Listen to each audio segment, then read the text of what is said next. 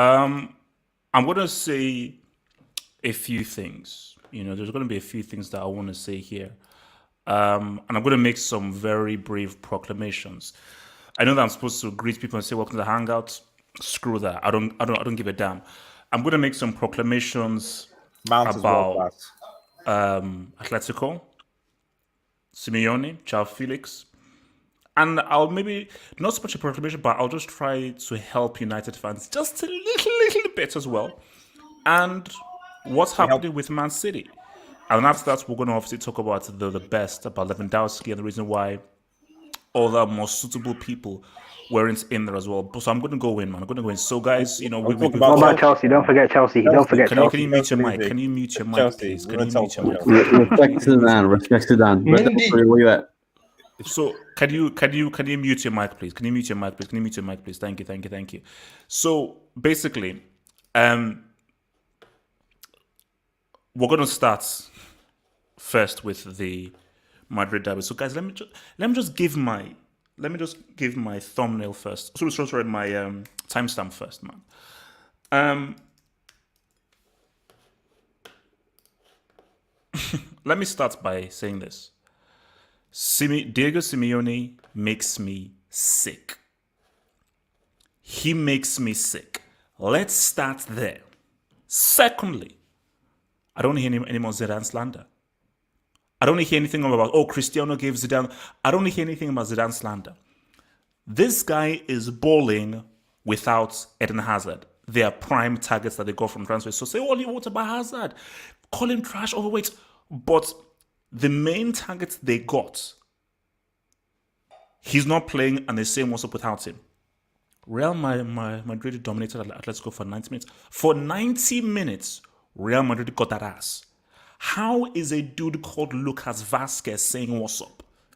How is Lucas Vasquez relevant against a game like Atletico Madrid? So that whole thing about Atletico being, you see, it's so bad that if Atletico end up winning the league, I'll feel away. I'll feel away because this was such a disgraceful, abject, disgusting, filthy performance. Lost Cultural should feel ashamed. Cultural, you should feel ashamed about the trash I just saw. Because here's the thing. João Felix, when he came off, he was pissed off. He was kicking the shit and everything. João Felix gets the heck out of this team. Get out of this freaking team. These, to quote your boy Gatlock, the receipts merchants, they are the attacking virgins. As Gatlock said, these guys are a bunch of attacking virgins. So, on one hand, I've just got to give the dub to Real Madrid, and as I view this now, because I still don't believe Real will win the league. Something just tells me, no, this team is missing something. So I'll say this.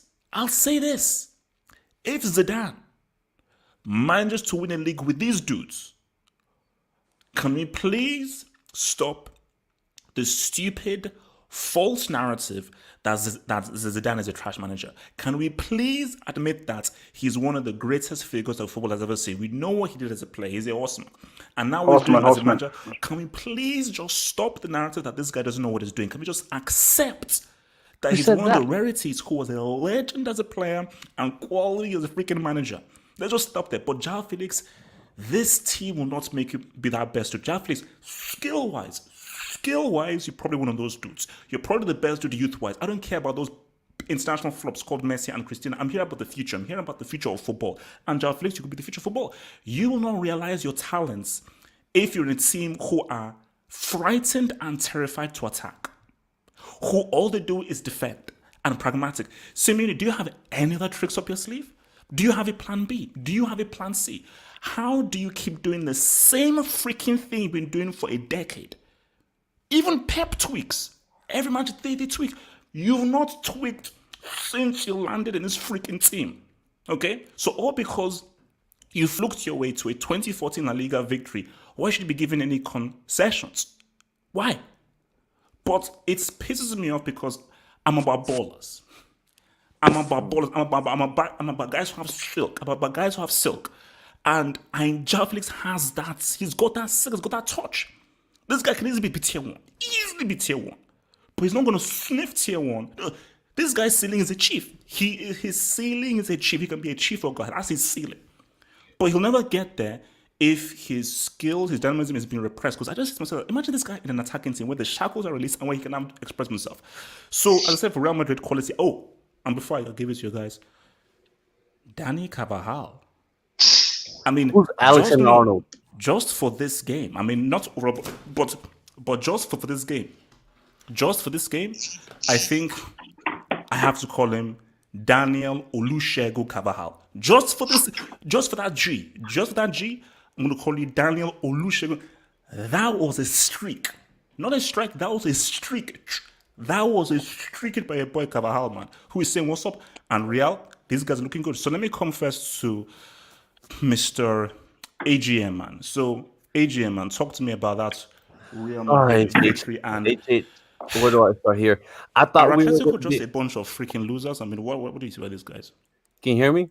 Yeah, we can hear you. Yep. I thought we were going to sing the Europa League song according to bums like Red Devil Studio and someone on the other Hangout. He'll explain himself very soon.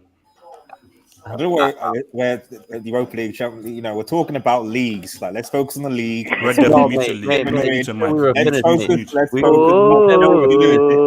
Let's focus on that. Mute your mic. You're lucky I wasn't there this week. I thought we were finished. I thought these losers were saying we were finished. And look what Zidane did. This guy works with scraps. Who's Lucas Vazquez? Tell me. He's making Lucas Vazquez look tier 1. This guy's balling right now. And Carvajal, I've been telling you this for years now. Carvajal's better than all these bumps. Trent, who's Trent? What's a Trent? Easy. Relax. What's a Trent? He can defend. He can run up the field, man. This guy's a workhorse.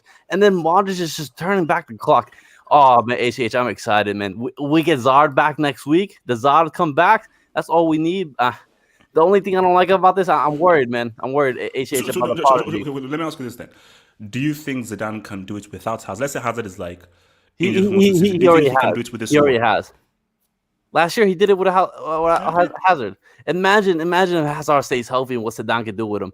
But the only thing I'm worried about the prodigy, Vinicius, I don't know, man. I'm worried about that dude. That's the only guy in the team. You have him as a Ballon d'Or winner on your freaking... Relax. He's my GOAT. Relax. He's my prodigy.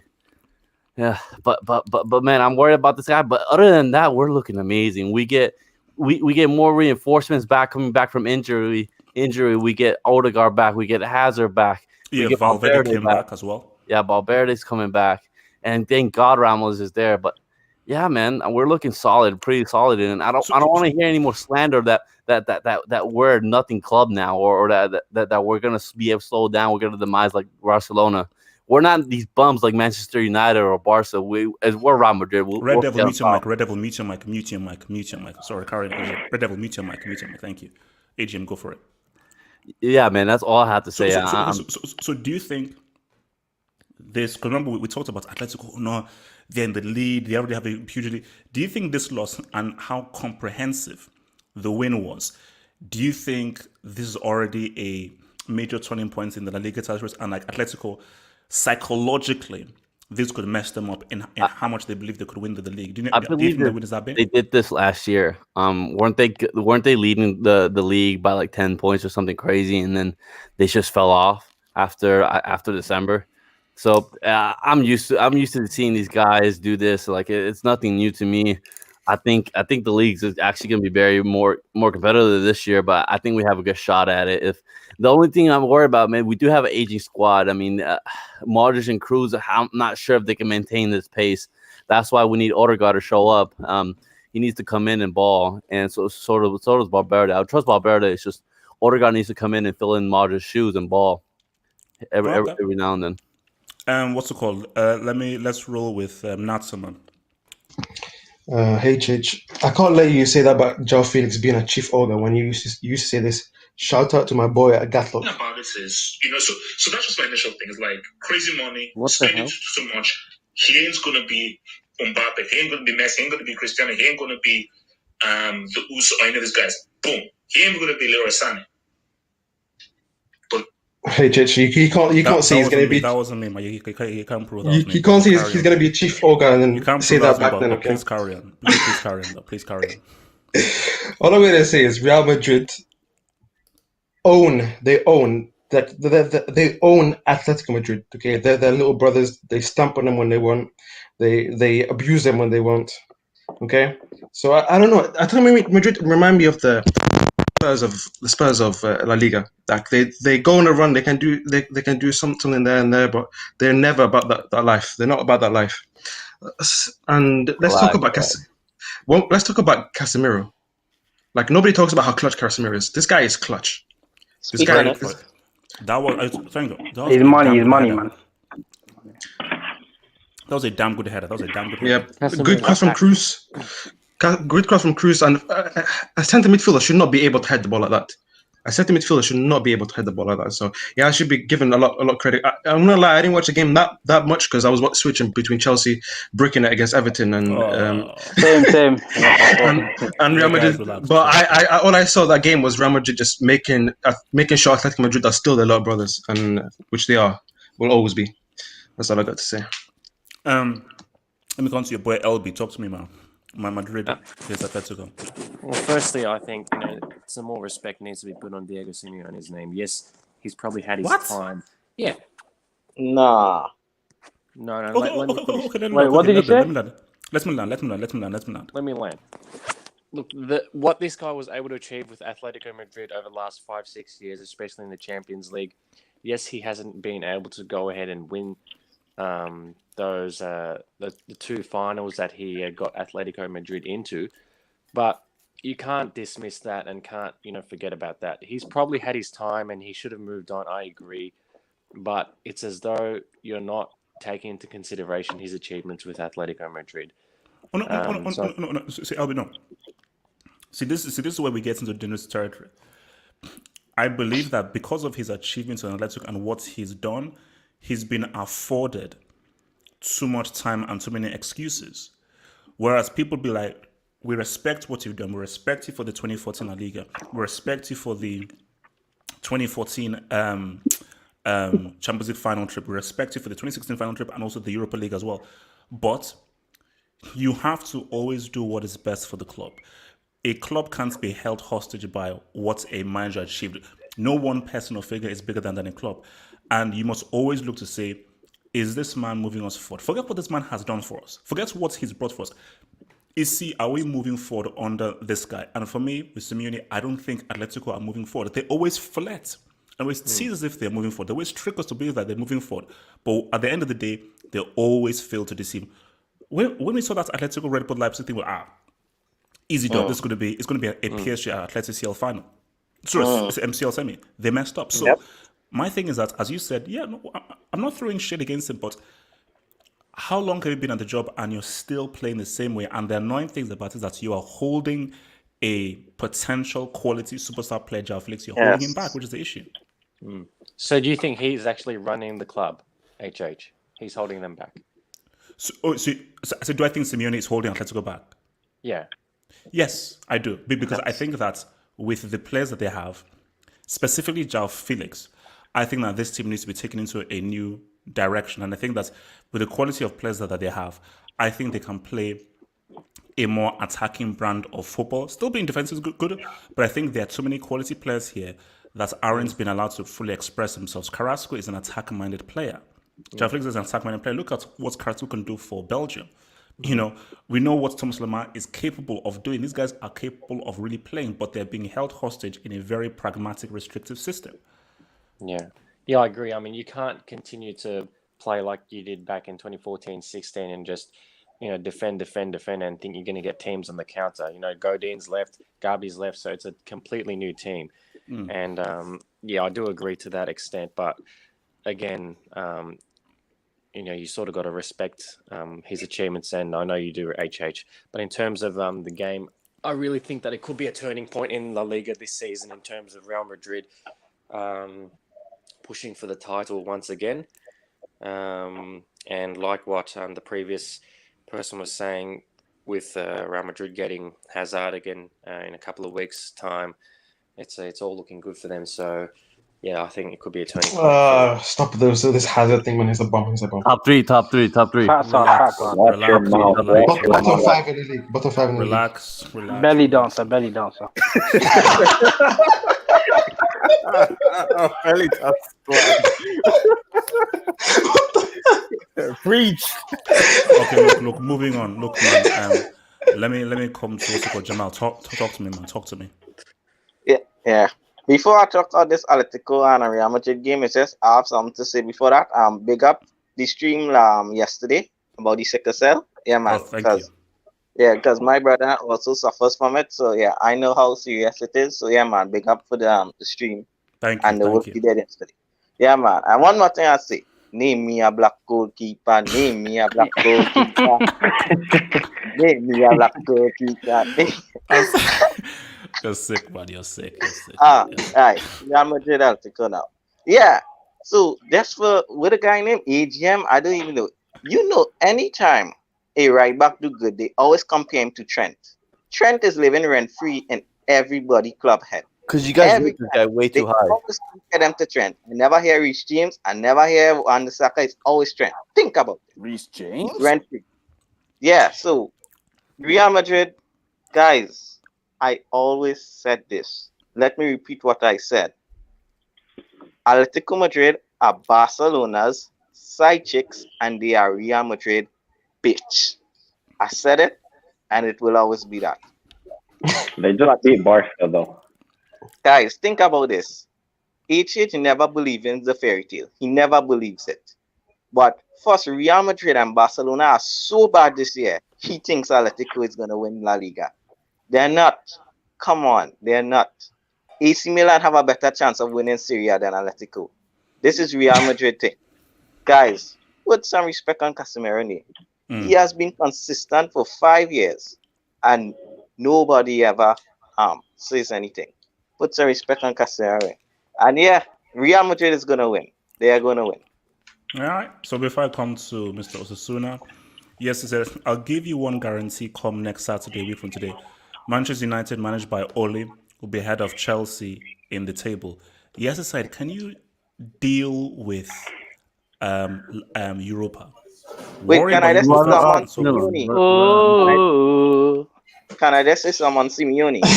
Oh yeah, go for it. Go for it. Yeah, I just want to say, as you said, this guy never tweaks. Play 4-3-3. This guy will be playing flipping Scunthorpe and play 5 at the back. Yes, he will. Come on, man.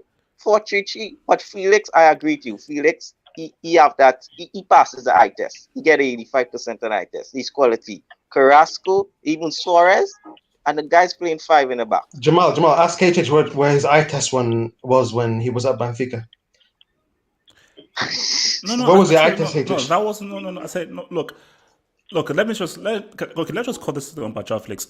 When I first saw him, he was eyed, and I didn't see what the big deal was. He's improved.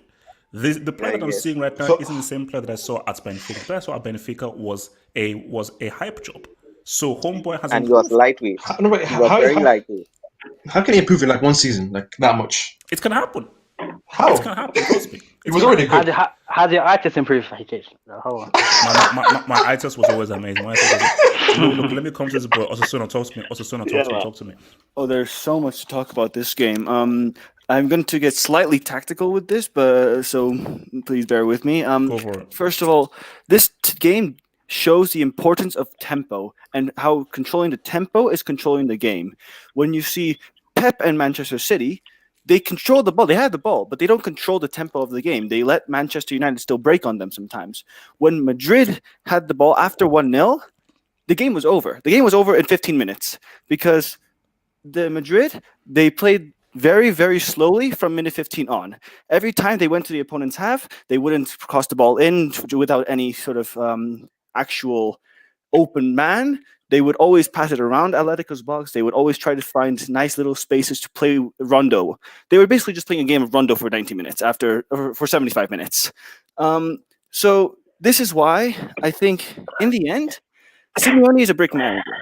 But I'm going to actually go against some people in this one and say Simeone started the game with good tactics. Against Real Madrid, you have to sit back. Every team that's beaten Real Madrid, every team that's drawn against Real Madrid this season is a team that sits back and counters. You don't beat them by going at them. No. Oh, boss, what did, even at the start of the game, did he really have a counter-attacking plan?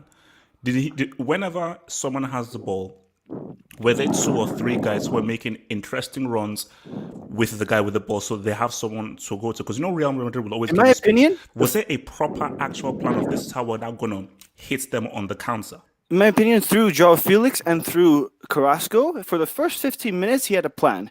He did not plan on going behind that early in the game, because as soon as they go behind, Real Madrid dictates the tempo and they can't counterattack, because every time Real Madrid has the ball, the first thing they make sure is that their shape is correct so that Atletico cannot counter them. So actually, I just think that Zidane completely outclassed Simeone managerial-wise.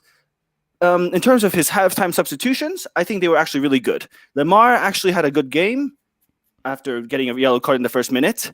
Lodi sort of shaped up for Herrera's mistake in the back. And I don't remember the other guy.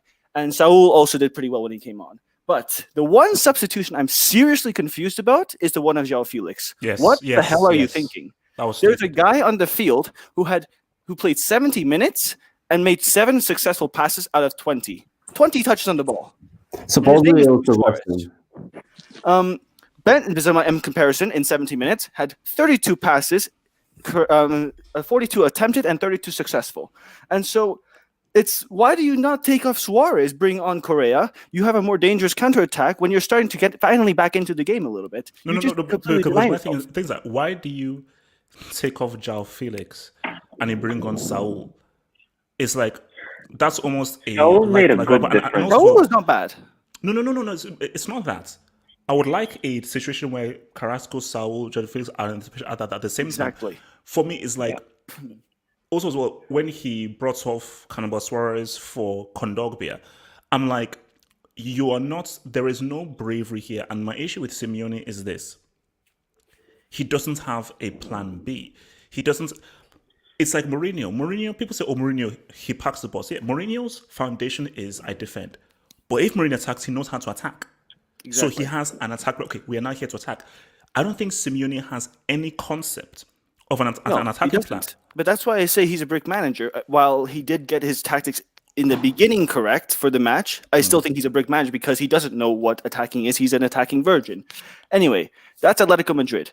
Real Madrid, these guys, Mendy, Vasquez, Carvajal, these 3. Mendy is top 5 left backs in the world. I don't care what you say, he's top 5. He is. He is. Top 3, bro. Top 3. One. Top 3? I'm not sure about top 3 because there's Robertson, there's Alfonso Robert Davies, and Excuse me? Don't say Robert. Let him talk. So anyway, Carvajal, you see how important this guy is for this team. Oh my God. He comes back in the team first time and he immediately just makes a complete difference in attack and in defense. When Carvajal came off in the 82nd minute or something, Atletico started actually managing to create chances by exploiting Vasquez on the left. But for 82 minutes, they played 100% control because they have smart players that can play around the press and they can play extremely well in tight spaces. And so Atletico couldn't touch them. And they just played around Atletico's box. Now, this leads to the title race. There is no chance Atletico are winning at this title. No chance. With the way the Simeone plays, no chance. They just needed a draw from this result to get something out of it. They lost 2-0 and they got completely outplayed for 90 minutes. And this also shows Simeone's record against Real Madrid. In the last 1, 2, 3, 4, 5, 6, 7, 8, 9, 10, 11 games, Atletico have won once. And that was a 2-1 win in the Champions League when Real already won 3-0. 11 games, one win. Okay, let me ask you this then. Do you feel, if let's say you were in charge of Atletico, because we saw what LB said, look at what he's done, has taken Atletico to new heights. We saw what he did in 2014, what he did in 2016, and so forth. If you were, let's say, the guy in charge of Atletico, do you say, and it's going to be a tough decision, do you sack him and hire a more offensive, imaginative coach, or do you still stick by him based on what he's done for Atletico? What I do is I bring Simeone into the office. I tell him, you don't have good tactics. You don't know what you're doing in terms of attacking. Figure your shit out, or I'm sacking you in 5 games. No, they can't sack him, though. What he does. They can't sack him. They can't? He's the most successful manager in the last 15 years. What do you mean? No, what do you mean? Yeah, but by, I'm saying if by I was can't? the owner, Yeah, no, but I'm not just creating a specific scenario. They won't be I as know he's successful not- next year, though. but They won't be see, as I know he's successful. been great. But see, also, the issue with that is that if you're to bring him in and they say that stuff, you can just look. I remember when Simeone was a player from back in the day, and the kind of guy that he is. I can already tell and assume that he's a very stubborn guy, and he's like, no, I am what I am, and I'm not gonna change. And see, the issue is that there's almost a culture of us against them. Because you even saw like at the end of the game, I think it was Savage who was sort of trying to sort of get riled up, and like Simeone was sort of hugging him. So there's very much that whole thing like, no, we will live and die with freaking Simeone. And my issue with it is that, see, That's dangerous. No, my main issue is João Felix. I see a truly quality player here. Yes. Who I think has emerged, because again, this was not the same player I saw last season or last year. It wasn't. This is a totally different guy who, oh my gosh, I'm the kinds of things that he's doing. And I just believe him. I may be wrong, but I believe João Felix is frustrated in this system. And I think that, especially in that game, when you saw how his pistol wasn't coming off, I think he feels that I am an attacking player, but when I have the ball, what are my options when I have the ball? How many guys are ahead of me? How many guys are to the wing? How many guys can I play a short ball with? Because what you want in an attacking player is, I have the ball, there are guys sprinting many places. Because yes, if you can be defensive, but you have to have a counter-attacking plan. And when you look at how some of the teams that Real play, specifically at home, how they counter, that's where Real have issues, because they're teams that come at Real Madrid, not the attack, but when they have the ball, they really can't attack them aggressively. But Atletico don't do that. Hence why Real will always be a good matchup for Real Madrid, because Atletico always sits back. Real Madrid don't like teams who come at them and attack them. Well, they don't really like teams that break. sit back, and then when they counterattack, they come at them. Because if you actually go at Madrid, and they attack them with a high press, they will play around your press. No. Basically, as I say, like a lot of these smaller teams that Real will lose to, or you say, how do they lose that? It's because, of course, they have to sit because they respect them. But when they break aggressively and confidently. Atletico don't do that. So, okay. Let me just hit this and I'll come to Mo. So, Tudari says, Zidane proved doubters, including me, wrong. I thought he would be sacked by now. Guys, look, man, we have to give Zidane the dog, because a lot of people owe Zidane a massive apology, because a lot of people were trying to get this guy out of here. About a week ago, we thought that this guy would get sacked and we'll be saying, and we now know that stuff is different, man. Mo, talk to me, man. Madrid game. I wish I was more of a regular on the Hangouts from before, because then right now I would have been telling so many people I told you so. Specifically about Zidane, the amount of doubt, the amount of hate, it was unbelievable to me. Guys said like, he's only a manager. He doesn't have tactics. He knows how to deal with the psychological side of things, but he doesn't know how to deal with the tactics. And to me, that's the most BS argument in history. The guy came in last season and he turned a team that hadn't won anything the previous season, with the addition of Mendy, the addition of Hazard, who was injured the entire time, and the addition of Jovic, who was completely ineffective. He turned that team from a team that didn't win anything to statistically the best defensive team in Europe and the La Liga champion. And people still said, he doesn't have tactics, he's just a manager. People said, I even heard some people say that he's stubborn with his tactics. He still plays like he has Cristiano. When in reality, when he had Cristiano, they attacked. Now they defend more. They focus on defense because he knows what suits his personnel. And that's something that not every manager does. Simeone is the perfect example of that. He has great talent to attack, but he insists on defending. Zidane isn't like that. He's able to adapt depending on who he has available for him. If we come to this game specifically, Casemiro, like another beast. People keep doubting him, and he keeps performing consistently. Carvajal, wow. The only shame is that they counted that goal as an own goal for Oblak. They didn't give it to Carvajal for some reason. I don't care. It's I don't care what the thing is. That's Carvajal's goal. Yeah, that's Carvajal's goal. It's stupid that they gave it to Oblak. Anyways, Benzema didn't score or assist, but he was beautiful to watch, honestly. He was so nice to watch. Modric, like some guys said, rolling back the years. I mean, And the defense was amazing. I mean, can you believe that Atletico's first shot on target the entire game was in the 80th minute? Like, how does that happen? Yeah, Mo, can in I ask a terms- question? Go ahead. Who do you support? Sorry? Who do you support? I will never say. I'm a neutral. Okay, I thought you were supporting Madrid by the way you're talking. No, I don't. I just praise them because they're doing so well right now. What was I saying? Oh yeah, in terms of Suarez, I know guys were like, why did he take him off? But actually, this is the only thing that I give Simeone an excuse for, because this is Suarez's first game recovering from COVID, so his fitness wasn't 100%, so he kind of had to take him off. And then at that time, it was just kind of like damage limitation. Simeone felt that there's no hope. To me, I don't know why. So does this end any more talk of Atletico winning the title, showing that they are still perennial losers? No. I think they're still challenging. I don't think they're going to win it, but they might. I don't think they'll take them out because it's still their first defeat in La Liga. They'd only conceded 2 goals before this game in the entire season, so that is something. To me, tonight, I don't know why Saul didn't start, to be honest. I was surprised when I looked at the lineups and saw that Saul was on the bench. He should be starting.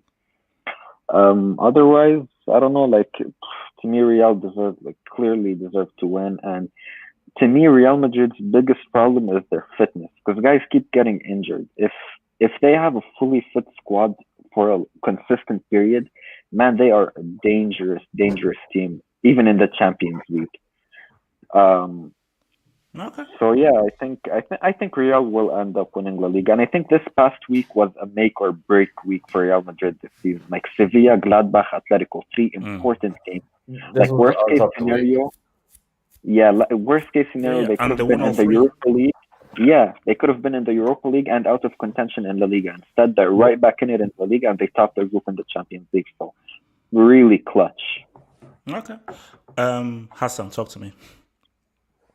Yeah, man. I watched the highlights for this game because I was watching Chelsea beatdown. But Wait, why was everyone watching? Oh, okay, just I was gonna watch this game, HH, but I saw Chelsea 1-0 down. I was like, you know what? Are we gonna talk about that? Hater, Hassan, just talk, man. Just talk. I mean, shout out Casemiro, good goal from Casemiro. Quality player. He's been quality for a couple of years now. What a G from Carvajal. Yeah, that was a crazy G. I don't care if it's his goal, it's not own goal. It's his goal. Yeah, super strike, super strike. I'm not surprised Madrid won, man. Zidane, I told you a couple of weeks ago, some Madrid fans saying sack him. I was saying this guy's top 5 manager. He's a horseman. You can't sack a horseman. Give him time. So do you think that people still doubt Zidane, even up on all this? Do you think people still think, he's just lucky because he just allows the players to do whatever they want? Listen, I stopped doubting him after his third CL. After his first CL, I was like, yeah, this guy's top 5. But people are still doubting him after he won La Liga as well. So I guess people won't realize it until he retires from management. I think that's what it'll be. That'll be his legacy. Until he's fully retired from management, they'll be like, yeah, this guy's a great manager. People are still doubting though. Until then, I mean, Simeone, Class B, his tactics Class B. I mean, João Felix, man, try get a move this summer. Has to leave. I don't know. He's gonna decline for me if he don't leave. Simeone's gonna put 10 at the back and put him up front by himself. Which would you take him at Liverpool? Would you take him at Liverpool? 100%, but 100%, of course, 100%. He's a quality footballer, man. Under Klopp or Pep, he could be a quality player, man. Quality. I mean, João Felix under a different coach could be a serious player. Not Pep though, not Pep. Yeah. Pep will limit it, João Felix. Yeah. Oh yeah, like Jesus and that. Yeah. But Okay. I was hearing my blonde hair friend Tony Cruz dropped a masterclass again. So shout out Tony Cruz. Man. Eric, talk to me. Yeah, I didn't watch the game, but I just quickly saw the highlights, and I'm not surprised. Someone said that Atletico are Real Madrid's younger brothers. They seem to always lose to them whenever they're playing. I thought Atletico Madrid were supposed to be better this season, more attacking or playing better offensively. But maybe they're just the same team like they've always been. I'm not sure. People were saying that they are better now attacking and everything, but maybe not. Yeah, the table is looking very, very interesting. So do you still think that Atletico are still in the driving seat, or do you think with this loss, psychologically, it's going to be all downhill for them.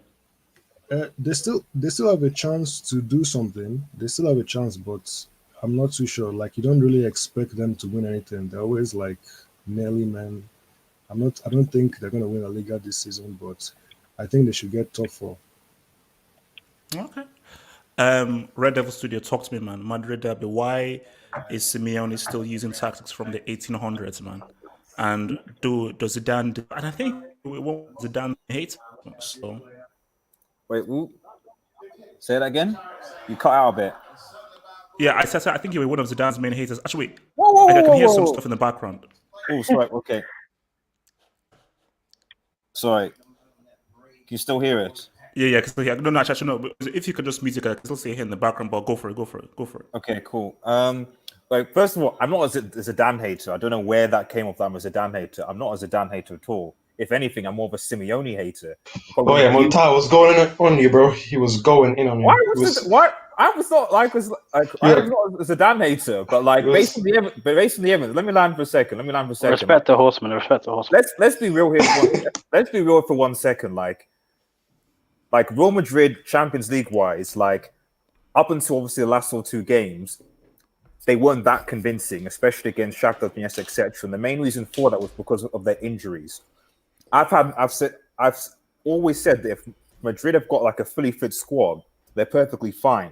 My issue with Real Madrid is that they are obviously relying on likes of Casemiro and Sergio Ramos, and to a certain extent Modric and Benzema. So if 2 out of those 4 players are injured, there are problems.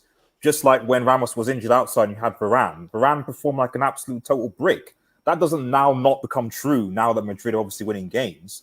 So clearly Madrid back, fully fit squad, fully strong squad against Atletico Madrid and then obviously against Gladbach. I fully expected those 2 teams to win easily. I just didn't think that Ramos and Casemiro were actually going to be fit to actually play those games. I thought those injuries as well. That's why I thought that Madrid weren't going to win, not because I think Madrid is a team of trash or Zidane is trash, not at all. The issue has always been, it's just like, can these guys remain fit for the rest of the season, given how many games there are to play and given what's obviously going on. So if they can keep their squad, i.e. the spine of that team, which in my opinion is Benzema, Modric, Ramos, and Casemiro, then they'll be absolutely fine. So you don't think that they're so old then, or over the hill? Well, I think the issue is just long term, and that like at some point you're going to have to replace those players. And right now, I don't really see any of those. Okay, maybe Valverde, but aside from that, I don't really see any players coming in that like are currently replacing those players. And I think Madrid are quite dependent on those players. But I've always been a big critic of Diego Simeone. I've said over and over again that like this guy performs in one way, very defensive, hasn't evolved, and has basically just been relying on what he's done in the past to go forward. Like I don't rate this guy as a manager, and when it comes to often the big occasions, like he just, sit back, defend, hope, doesn't attack at all. And I never for 1 second thought that Atletico Madrid were going to win the Liga. Even though they're top of the Liga right now, never for a second thought Atletico Madrid were going to win the Liga because of Diego Simeone and the likes of João Felix, a player who has immense talent. Is currently been, and to be honest, when I even think about Thomas Lemar and so many other players, like I think there are a lot of players that Atletico Madrid have that have actually been stifled. That have been made worse. Carrasco is another example. Yeah, like the amount of players that they brought in that have been quality, they've been stifled because of the way Diego Simeone plays. And he doesn't get criticism for that, which I think he should get criticism for. The blame just comes on the players. So now, Atletico Madrid winning with like a full-strength Real Madrid side is not a surprise to me at all. And like I said, if Real Madrid can keep those players fit, then they can do quite. I still don't think they'll win the Champions League. I think the Liverpool and Bayern Munich have shown that like they have enough depth in squad that even if they've got key players injured, they can bring players in and still do a job. But as far as the Liga goes, with Barcelona being trash and the other players not being consistent, as I predicted at the start of thing, like Real Madrid will win the Liga easy if they can keep those core players. Okay, so before we just round this up and look at something, if you're in charge of Atletico, do you sack Simeone or do you keep the faith and maybe force him to try and change his tactics? Well, I've said this before. They're not, but then from what I understand, I mean, maybe Los Colchoneros will understand better. Like my understanding from the board is that they're quite content with regular Champions League 4th place. So that is the ambition of the board. It's not about necessarily about trophies, even though it should be. But if the ambition of the Atletico board is that we're perfectly content, maybe semi-competing for the league, getting top 4, getting regular Champions League football, it's giving us regular income, then they've got no reason to sack Diego Simeone. And my impression is that that's the Atletico Madrid board are happy with that situation. So as a result, I don't think Diego Simeone is going to get sacked anytime soon. Okay, so let me just hit some of these chats and then we'll move on to our next thing. So Latin Lozario says we should be slandering Chelsea today, to be honest. No, we shouldn't. Latin freaking Lozario. Whimsical Thought says, wasted my time watching both the derbies. Shakes my head. Don't worry, we're going to get to that other derby. Trust me, I'm going to give you that, man. From Totally Awesome, Simeone's tactics belong in the Brick Academy, for sure. And this guy refuses to freaking change, man. So Brand says, HH, we salute you, GOAT. 8-hour stream is impressive. Thank you, bro. Thank you, bro. Thank you, bro. From Tudari123, do you see Hazard turning things around during the second half of the season? That is dependent on the kinds of Zad that we're going to get. If we get the right Zad, then hopefully it can happen, and that's just the main thing. It just depends on the kind of Zad that we get. So, guys, sorry, hey Chase, can you get that comment up from Splashnet? Like, he's right. I did say in the hangout that Real Madrid would beat Gladbach if Ramos was fit. I said that in the thing, so I don't get why I was getting bounced. Like, I said, no. Ramos was fit. No. Red Devil, Monta was just angry, bro. He was just going for No. We're going to come to that. We're going to come to that. So, guys, it's time for the Borchester Derby. The Borchester Derby. Now, that was a pile of trash. That's what we were forced to witness. A complete, total, absolute gutter trash. So also, I'm just going to say, Antonio Badani, there is a space for you in the Hangout if you want to join. There's one space left. So if you want to join Antonio Badani out there, click the link in the Twitter. I've saved you a space. Get in there. This was a pile of trash. A pile of complete utter trash. So I've given my thoughts on my review, but let me just round it off and I want to confess to Red Devil on this. From United's point of view, these guys ain't going anywhere. These guys are completely and totally not going anywhere. That's just us keeping it real. They're completely and utterly not going anywhere. And I just think that the insistence on keeping with Ole Gunnar Solskjaer is only going to harm these guys. Ole doesn't have a clue because the guy is completely and totally inexperienced and doesn't know and doesn't have a clue what the heck he's freaking doing. So, from City's point of view, which is why I want to confess to Red Devil and then to Natsa, because Natsa said something that is very true. You know, David Silva. And I think that this team is badly missing David Silva. Like, David Silva is badly missing from this team. And City are just missing that spark. And the kind of creativity and the ease with which that they would be able to find a pass and find that key pass in the final third just seems to be lost. So, but as I said again, when you just look at it, United are in a worse place, specifically on the Ole, because I'm like, this team for me looks like if it has regressed from where it was at before, and they've not really sort of moved forward. So let me come first to Red Devil with this, man. So Red Devil, man, just general thoughts on the whole game, man. General thoughts on the whole game. It was obviously a dud. It was a complete and total dud. What I would say, though, in fairness to Ole, is I don't think that we actually set up. I don't think we set up badly. I had no problem with the actual setup because we essentially played a diamond. It's not like we played 5 at the back or 3 at the back or anything. What I think surprised me is I didn't actually expect Pep to play with 2 CDMs because he played with Rodri and Fernandinho. That surprised me. I thought he was going to go 4-3-3, be a bit more expansive. So I didn't think he'd be as defensive. And so, you know, it might not be popular, but I feel like Pep almost respected Ole in a way, in a sense that like he adapted his system to, you know, not expose himself to the counterattack. That's the only reason why I think he played 2 CDMs in Rodri and Fernandinho.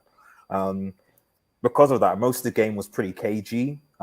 Yes, I think City had maybe 1 or 2 chances. Maguire and Shaw actually had a decent game. Maguire for once. other than that, really, United were okay in the first 15, 20 minutes of the second half. Ollie didn't really change it to go for a win. At the end of the day, it was a draw. And I thought, oh man, we're not going to, City and United aren't going to be close in the top 4. And then I turn on the Chelsea game, and I'm like, man, Chelsea should beat Everton easy. We're going to be in trouble. Red Devil. I don't want to hear anything about Chelsea. It's context. Red Devil, I don't care about context is overrated. Context is overrated. Can you focus? It has to be context. We will deal with the Chelsea game in a separate topic. Can you just focus on your bum-ass draw? Because I just had to put it in the context of the fact that Chelsea played 12 games and United and City have got a game in hand. So if United and City win their easy game in hands, they'll be above Chelsea. So it's not really the end of the world, if that makes any sense. And Havertz, was he really worth 100 million? What the hell? German Ross Barkley. He looks like an overgrown Mesut Ozil, bro. Red Devil, can you please answer the question? They're saying, "Where's Timo? Where's Timo, man? Where's Timo?" Anyway, at the end of the day, it was a dead-ass game. It was clear that both managers didn't want to lose. I don't really know what I can't really take much from the game. It was just forgettable. No one lost. But so were you disappointed? So was Cavani unavailable? Yeah, Cavani's injured. So I know that he's been playing like crap, but do you think an issue was United didn't have a focal point striker? Yeah, we didn't have anyone to hold the ball up, and I've said this several times that Greenwood and Rashford, I expect the Solskjaer was just thinking, this is going to be a simple, lob the ball up to Rashford, Greenwood, pace counter-attack type of sort of thing. I don't think he thought that Pep was going to play with 2 holding midfielders and be as compact as he was. But despite knowing that, 45 minutes through the game, Solskjaer didn't change anything really. Although he did bring on Martial, who's better at holding up the ball. But Greenwood and Rashford aren't. They're still quite young, and because Rashford's 22, Green's 19, so the decision making is still not great. But yeah, it was at the end of the day like a dead ass game. No team lost, and fundamentally, in the grand scheme of things, both teams are still not that far off, first anyway. So I expected more, but it is what it is. Okay, just before I go, do you feel that David Silva not being a Man City may contribute to a big reason why City are struggling to really create quality chances? Do you think he's been a big miss who hasn't really been properly replaced, or do you think it's larger than that? Well, no, De Bruyne, because in the game, I'm sure Nats will agree with me, because he was on a post-match stream. We'll have a conversation about that. De Bruyne was creating quite a few chances, but you could see, I remember a few times, I think I heard De Bruyne just yell and scream, just be like, "Come on, make the runs," kind of sort of. So I feel like City missed an Aguero in this game, because Gabriel Jesus, being as a lone kind of number 9, I don't think really worked. Mahrez had an awful game. I'm sorry, he was bad. Whether that's because Luke Shaw pocketed him or whether he had to. Hey, Jude, I told you about Mahrez. Okay, so just round off your panel. I'll come.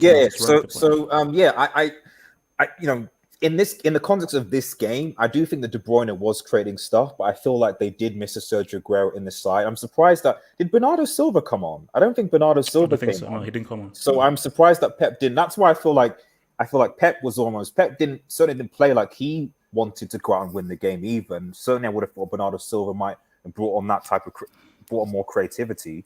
So yeah, just both managers were just happy with a point. Okay. Nats, talk to me, man. I mean, do you think that Pep messed up keeping with Mahrez and he should have made a change a lot earlier?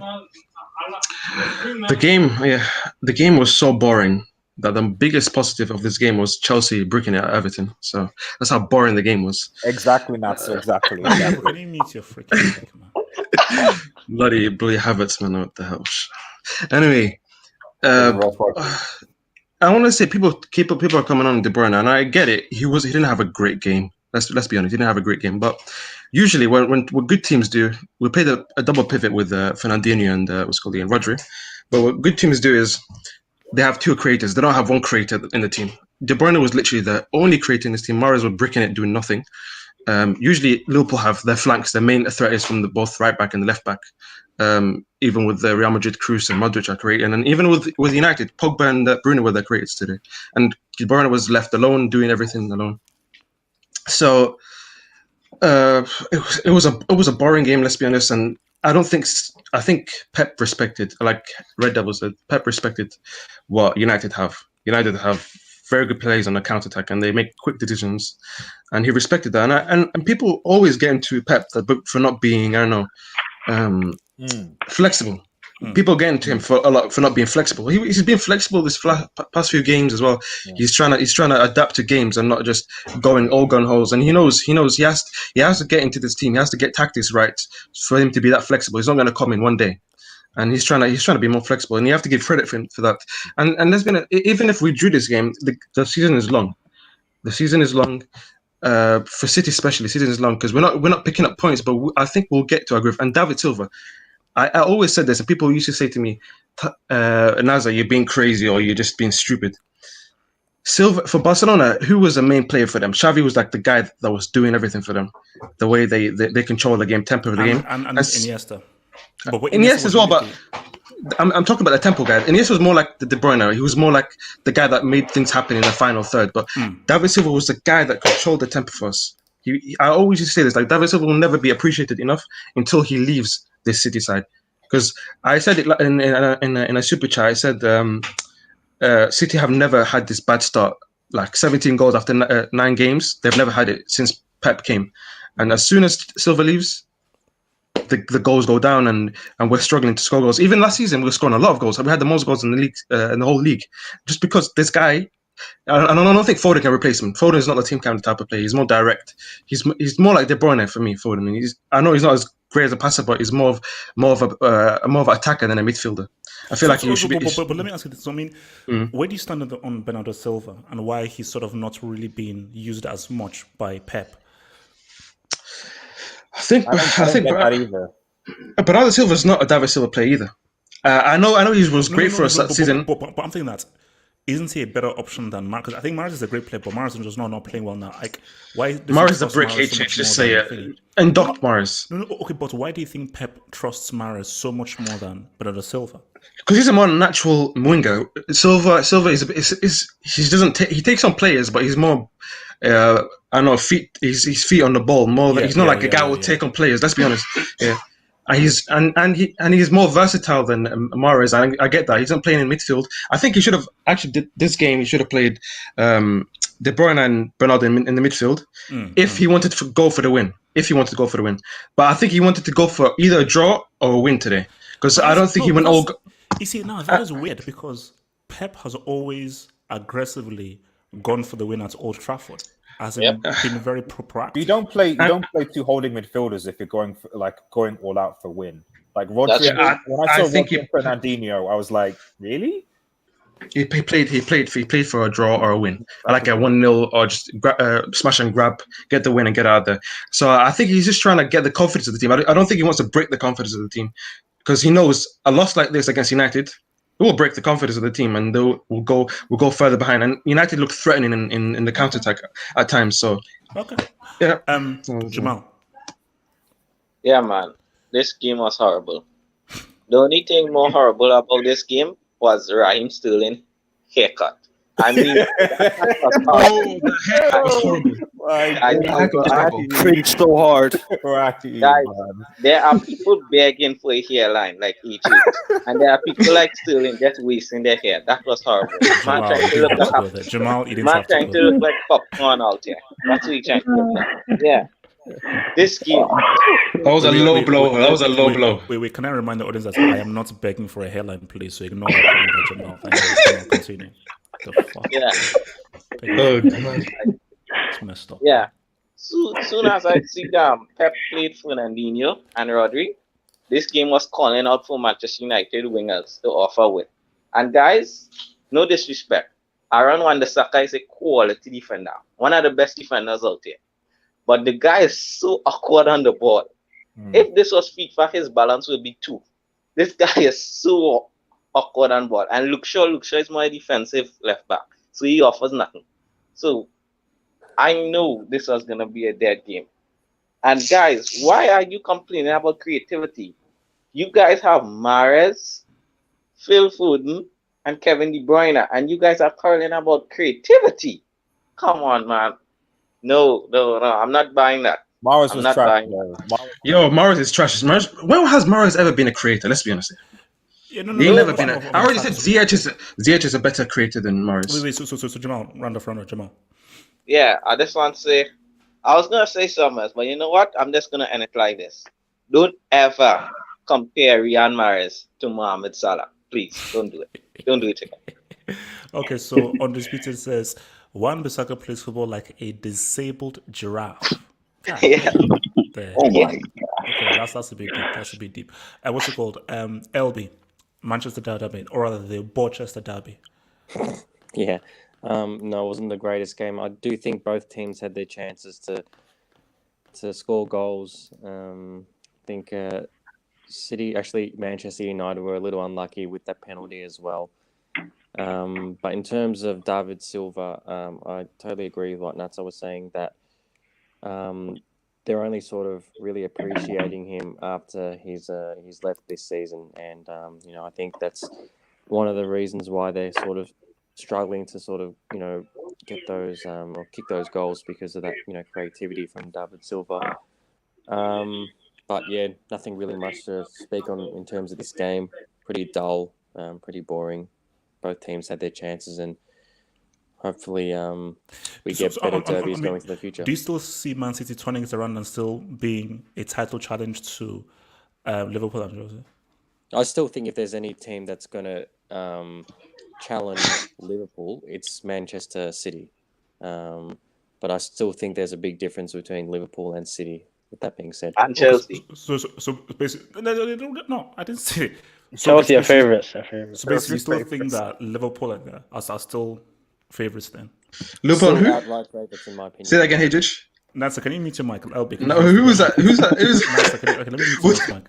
He said Chelsea. LB, please continue. LB, please continue. Please continue. I still think that the difference between Manchester United and Liverpool is quite big, and I still think that Liverpool are outright favourites. But if there's any team that's going to challenge Liverpool, it'd be Man City. Okay. Also, soon talk to me about this Borchester Derby. Contrary to the Madrid derby, there's not much to say in this one. It's two managers that want to play for a draw. Then you will get why a draw. would Pep want to play for a draw? That's what I don't get. Why would Pep Guardiola, a guy who is so confident in his first year, why would he want to play for a draw? You guys broke him, man. You guys broke him. That's what you did. Yeah, he watches the Hangout. HH, we broke him. Yeah, Hejich, you broke him. Contrary to your belief, HH, I actually think that he is a decent manager, and that it was actually not a terrible idea to play the way he did today. It's not like a draw would be horrible. You're still 4 points off the top, and you've lost 3 times to this guy Ollie. You don't want to get humiliated again, right? You're losing to a guy that gets knocked out by Istanbul Başak. What did he say? Besiktas or something like that. Istanbul, just say Istanbul. That's just with Istanbul. So I think it had to do a little bit with just the mentality of I cannot lose to this guy once again. So, but the thing about it is these kinds of games, I saw the lineups, I was like, okay. So I went to bed. I had my computer there. I was like, okay, if I fall asleep, I fall asleep. 30 minutes in, fell asleep. So there was it was not exciting. Very easy for both teams. No threats except for that one Morris chance. So I will instead like to talk about Mr. Arasate, our manager of Osasuna. You need to get sacked. You've lost 5 out of 6 games. Wait, mate. I'm not bringing us to this whole freaking thing, man. Relax, chill. Okay, mute your mic, man. More, please. Yeah, well, first of all, the idea that no one lost tonight is wrong. We all lost something tonight. We all just lost 2 hours of our lives. In response to your question whether Man City missed David Silva, I think look at the way Real Sociedad are playing and you have your answer. Because they are ticking, man, and he's a big part why. And I think they truly miss him, and they didn't really replace him. I mean, they have Gundogan, who's kind of a good passer as well. But come on, you can't No, it's compare not, that not to the same David player. Not the Silva. same player. Exactly. And I agree with what you guys said earlier. Bernardo Silva isn't being utilized enough. He's not David Silva either, but he can help in that department at least, and he's not being utilized enough. And I think you can play him in midfield. You don't have to play him on the wing instead of Mars. You can play him next to De Bruyne. Overall, I honestly don't know what to say. Like, yeah, I don't know why Pep didn't go for it. Yeah. So, do you know why Pep is sort of being restricted? Is it because he just does not believe in his team? I don't know. It's hard to answer. Like, I don't know why wouldn't he? Like, yeah, he had a tough start to the season, but like, it's Man City at the end of the day. They're one of the best teams in the Prem at the end of the day. So Man United suck right now. So you'd think he'd be trying to take advantage, but no, he was too conservative. I don't recall seeing him being that conservative in a long time, to be honest. Like, he doesn't even do it in the Champions Leagues when he's facing the likes of Bayern and Real Madrid and whatnot. I don't know why he did it today. So weird game, boring game, and yeah, I don't know. All right. I think Ben, I just wanted to add De Bruyne. In terms of De Bruyne, he's overrated. Move on. Oh damn. Okay. Sorry, can I ask you a quick question? Actually, does anyone know like why Laporte has been dropped and John Stones is back in? Is there? Yeah. No, it was not arrested. He was not arrested. No, he's been dropped. He's been dropped. Why has Laporte been dropped? I'll tell you why he's been dropped. No, I'll tell you why he's been dropped. He's been shit for the Lyon game. It was his mistake for that Lyon goal that they scored, that counter-attack. I can't remember which one it was, but it was one of them. And it was the second goal, yeah. The second goal. The first goal, sorry. And then last season. Yeah, last season. And then he added it up. He added it up with the game against Tottenham, leaving the line, and then Son going in behind. Then since that game, Pep has dropped him, and he's trying to put Stones, because Stones had a good game right after that. Then Stones has been playing very well this season, so he's been dropped. So I agree with it as well. He has to be dropped. Ben, talk about Ben. Okay, well, the game was boring, like everyone has said. As I saw the two DMs, I just knew it's gonna be Pep has changed. That's the truth. From middle of last season, yes, when I mean it's changed, he's changed his tactics first of all. This is not his normal formation. He plays 4-3-3 with Man City. So you're saying that we're now seeing a more pragmatic Pep? Yeah. Did you look at if you saw the way when they were analyzing the game, there were like four players at the back. No, that's not Pep team. Pep team is 2 players are going to be at the back while they are as in the rest players are attacking. But they were, like when they go and attack, there are 4 people remaining at the back waiting for any counter, and that reduces the amount of firepower you have going forward and creativity you have going forward. So.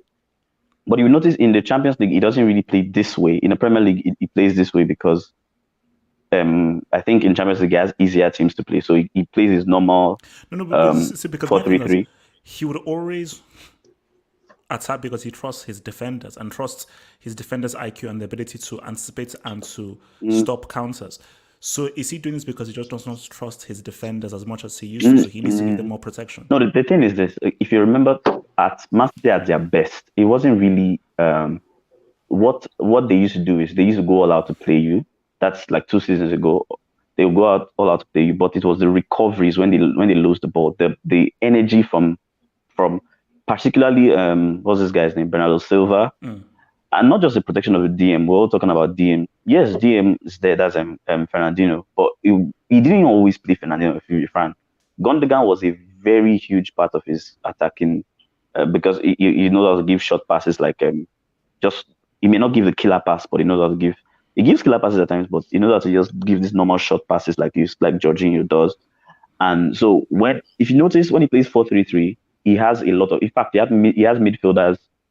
Like he just stuffs the team with a lot of midfielders. Like remember, he plays that David Silva. He'll play Bernardo Silva. He'll play maybe only Aguero and Sterling are the attackers. And they all combine with one another. Yes. So they will all be at the edge of your box. So as much as we're saying David Silva, I don't think David Silva is amazing. He's amazing.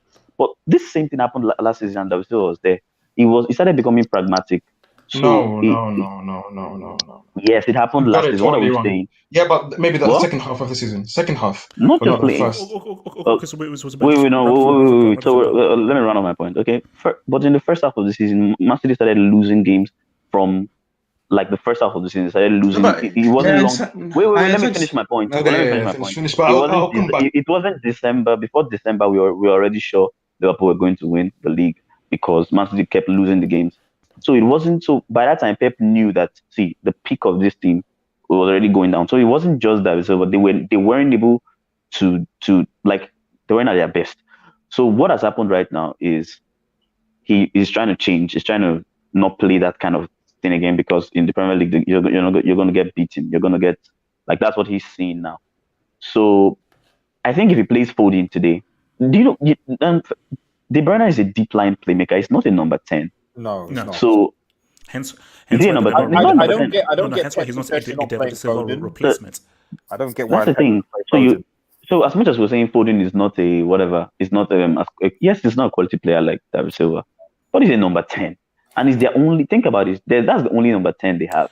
No. That's the only number 10. Basically, when I saw Foden on the bench, I was like, this doesn't make sense because this was a match that was screaming for someone like a Foden, somebody higher up the pitch, Yeah. giving those passes in. And because De Bruyne is good, but De Bruyne, as I said, he's not the kind of player who sits in the hole and is able to walk in tight. De Bruyne can't. He doesn't walk in tight. Exactly. That's what I wanted to say. He gives in the passes. He can't. He's too physical to even do that. He's too physical to do that. So I think Pep is just trying to rebuild. I think it's a rebuild. He's trying to rebuild another team, and it's just. And if you notice, he hasn't beat Arsenal, but he hasn't beaten any big 16. Let's remove Arsenal. Even Leicester, he lost to Leicester. Arsenal aren't a big He drew anymore. Okay, so let's remove. Okay, so he lost to Leicester. I think he lost to. Did he lose to Wolves? But I know he drew. He drew with Liverpool. He's going to be happy to take a draw now. Just Randolph, so I can come to Hassan. Randolph, so you can come to Hassan. Yeah, so he's going through. So he's trying to rebuild. So we don't know. Let's see what he does there. But altogether, it was a boring game, and Solskjaer was clueless. Obviously, clueless as usual. Hassan, talk to me. Bro, zoom into my picture, please. Zoom into my picture. I want to show the world something.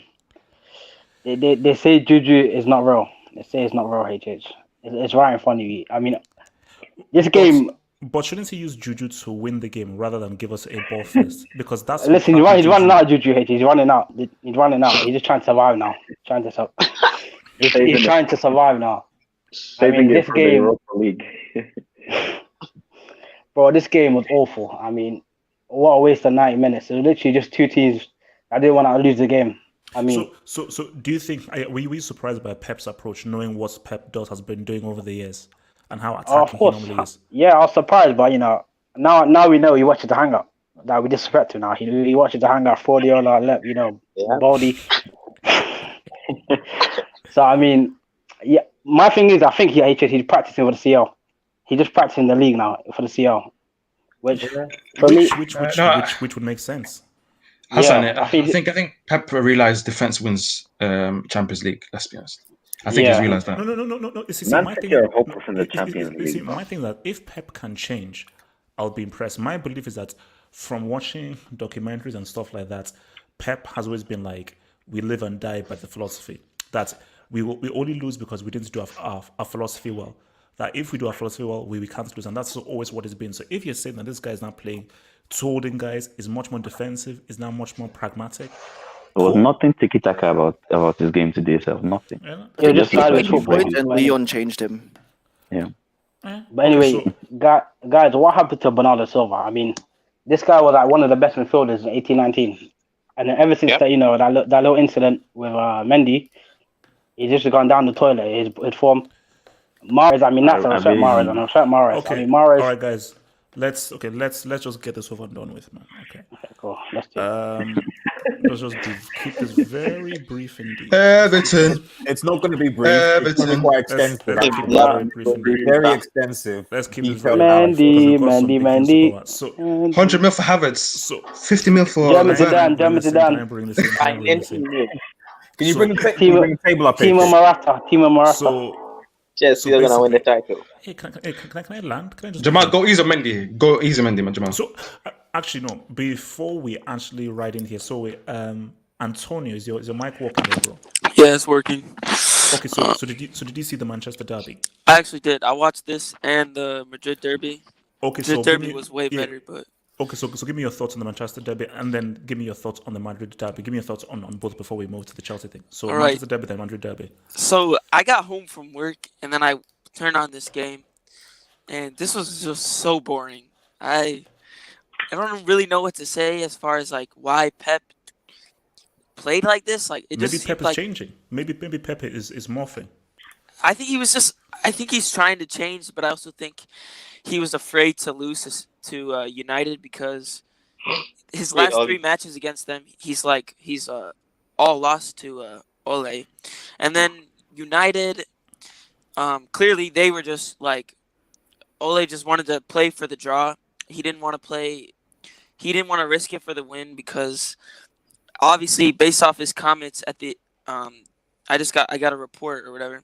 He said that this was their best match against City while he's been boss, and I personally disagree. This was boring, and United, they didn't really do anything that I thought was very creative. I don't know. It was just very boring. I mean, I'm more surprised to why Pep didn't put on Foden. They were draw. They were draw for like the whole.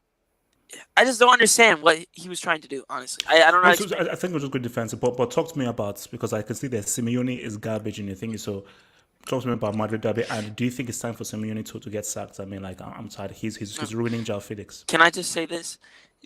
So I have a group chat with an Atletico fan. He always harps on me because I'm a Barcelona fan, and I know they're trash right now. But like, why do they like him so much? He plays the most boring football I've ever seen, and he never changes. A lot of Atletico fans, they're like, "Oh, we're gonna win the UCL, right? Last season, we're gonna win the UCL. They beat Liverpool, right? And then they lose to Leipzig. And then this season, they're on a decent form. They beat Barca, and coming into this game, I knew, based off of Raul's last match against Gladbach, that Zidane was gonna get Raul on form, and they were gonna beat them because every time Raul faced Atletico, they have their number. They always beat them, and they always do a masterclass against them. And I don't understand. So is it more kudos to Zidane and what he's doing with Real Madrid, or Simeone just being too pussy in attack? It's a bit of both because Zidane played the perfect way. They scored in the what minute did they score? It was like the 10th minute. I forgot what minute it was, but they scored. Okay, they scored in the 15th minute. I knew then and there Atletico were not gonna win the game. I knew after Raul scored that, the only result Atletico could get was a draw. Yeah. Because that's how they play. This is how they play. They sit back and they just wait.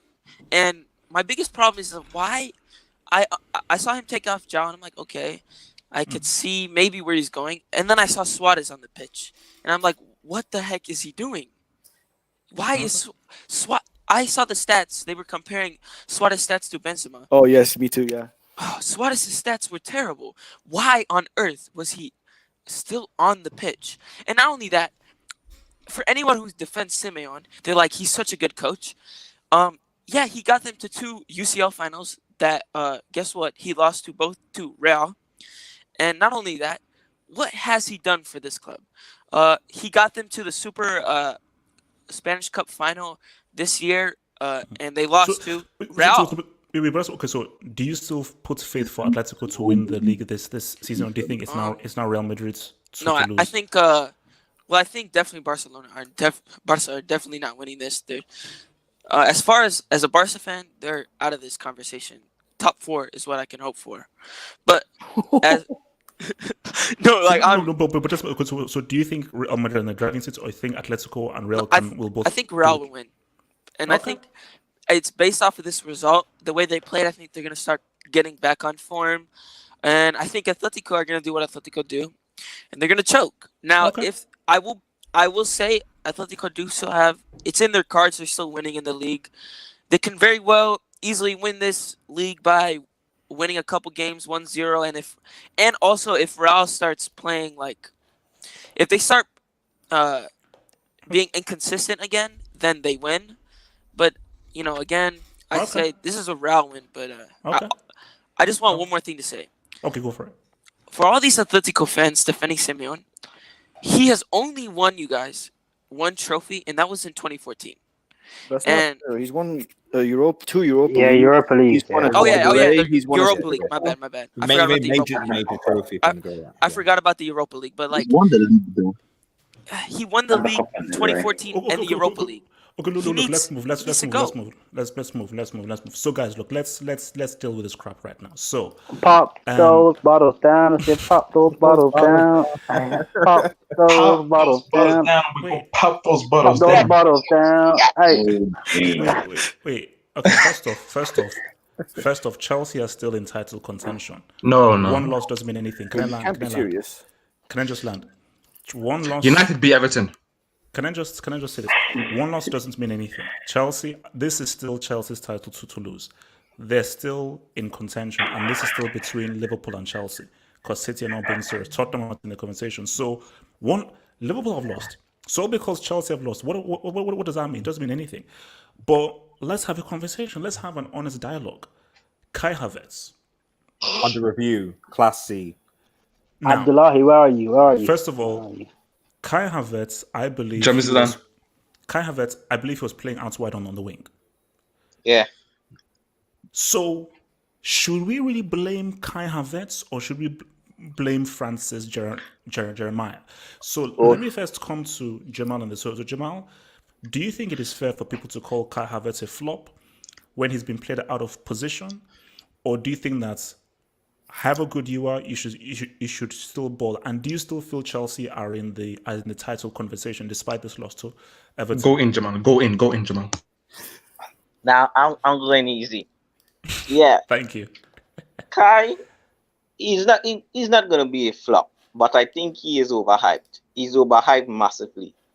They said this guy was going to be the next best thing. They say he was the best talent in German football. Jamal, I never said that. Abdullahi said that. I never did. Abdullahi is the only guy that said They call him that. Zidane. They call him Zidane. I didn't say that. The guy is good, but he's not as good as people think he is. And that's the reason why people say he's a flop, because they're going to say he's going to underachieve, but that is his level. He's just a good player, good young player. Mason Mount is better. No, I wouldn't go that far. Chill. Yeah, but Lampard, this is a thing he always does. He always does this. He always likes to play players out of position. He plays Kante out of position. He plays Kai out of position. And guys, it's Werner a striker or a left winger? I'm confused. I really don't know. He's a brick. Classy. Yeah, man. So, yeah, Chelsea will still be in the title race. The reason why is because, guys, I don't know if you heard, but Jota today, I hear he's out for 2 months. So, You're lying, Jamal. yeah, you can check it, Jota. My So, guys, I don't know what these injuries are hitting us hard. So, Liverpool's fitness department needs to be sacked. Wait, is this a Liverpool hangout or Yeah, is this about Chelsea? Yeah. Jamal, can you please go Yeah, Chelsea? Who cares about Jota? Who cares about Jota? I was just saying that reasons why Chelsea keep being in the title race, because other squads are very, very, very weak and light. So yeah, man, Chelsea, they might finish 3rd, 4th, but who knows? They can win it too. So I don't know, man. It's still too early to say. Natsa.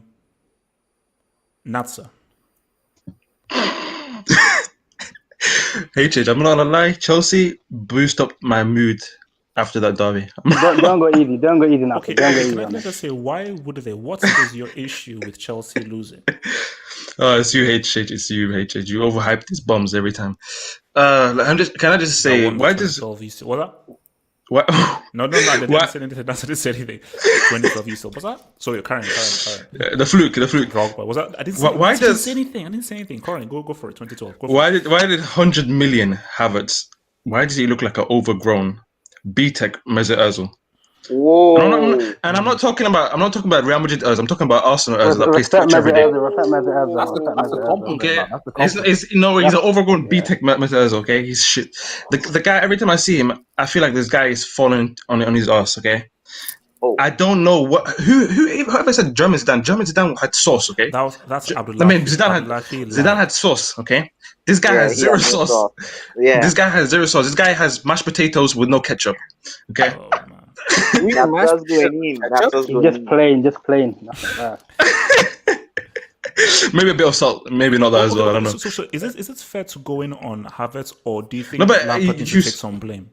No, you say okay, he's playing at winger. When he played in midfield, what has he done? He's played in midfield at some games. I think last game he played in midfield. Played in number 10, Chelsea win 3-0. Number 10. Wait, which team plays with the number 10 anyway? There's no teams that play with number 10 anymore.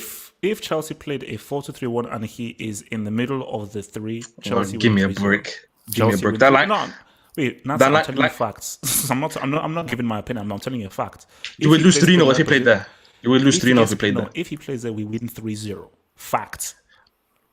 It's not a fact. I hate you. It's not a fact. No, it is a fact. It's not a fact. Talk out Mendy, fellas. Talk out Mendy. Can I talk about Mendy? No, you can't. Hey, I don't want to say I'm black too, so I'm not being racist when I say this, but like Jamal says, tell me one good black goalkeeper in the history of football. Name me a good black goalkeeper. Name me a good black.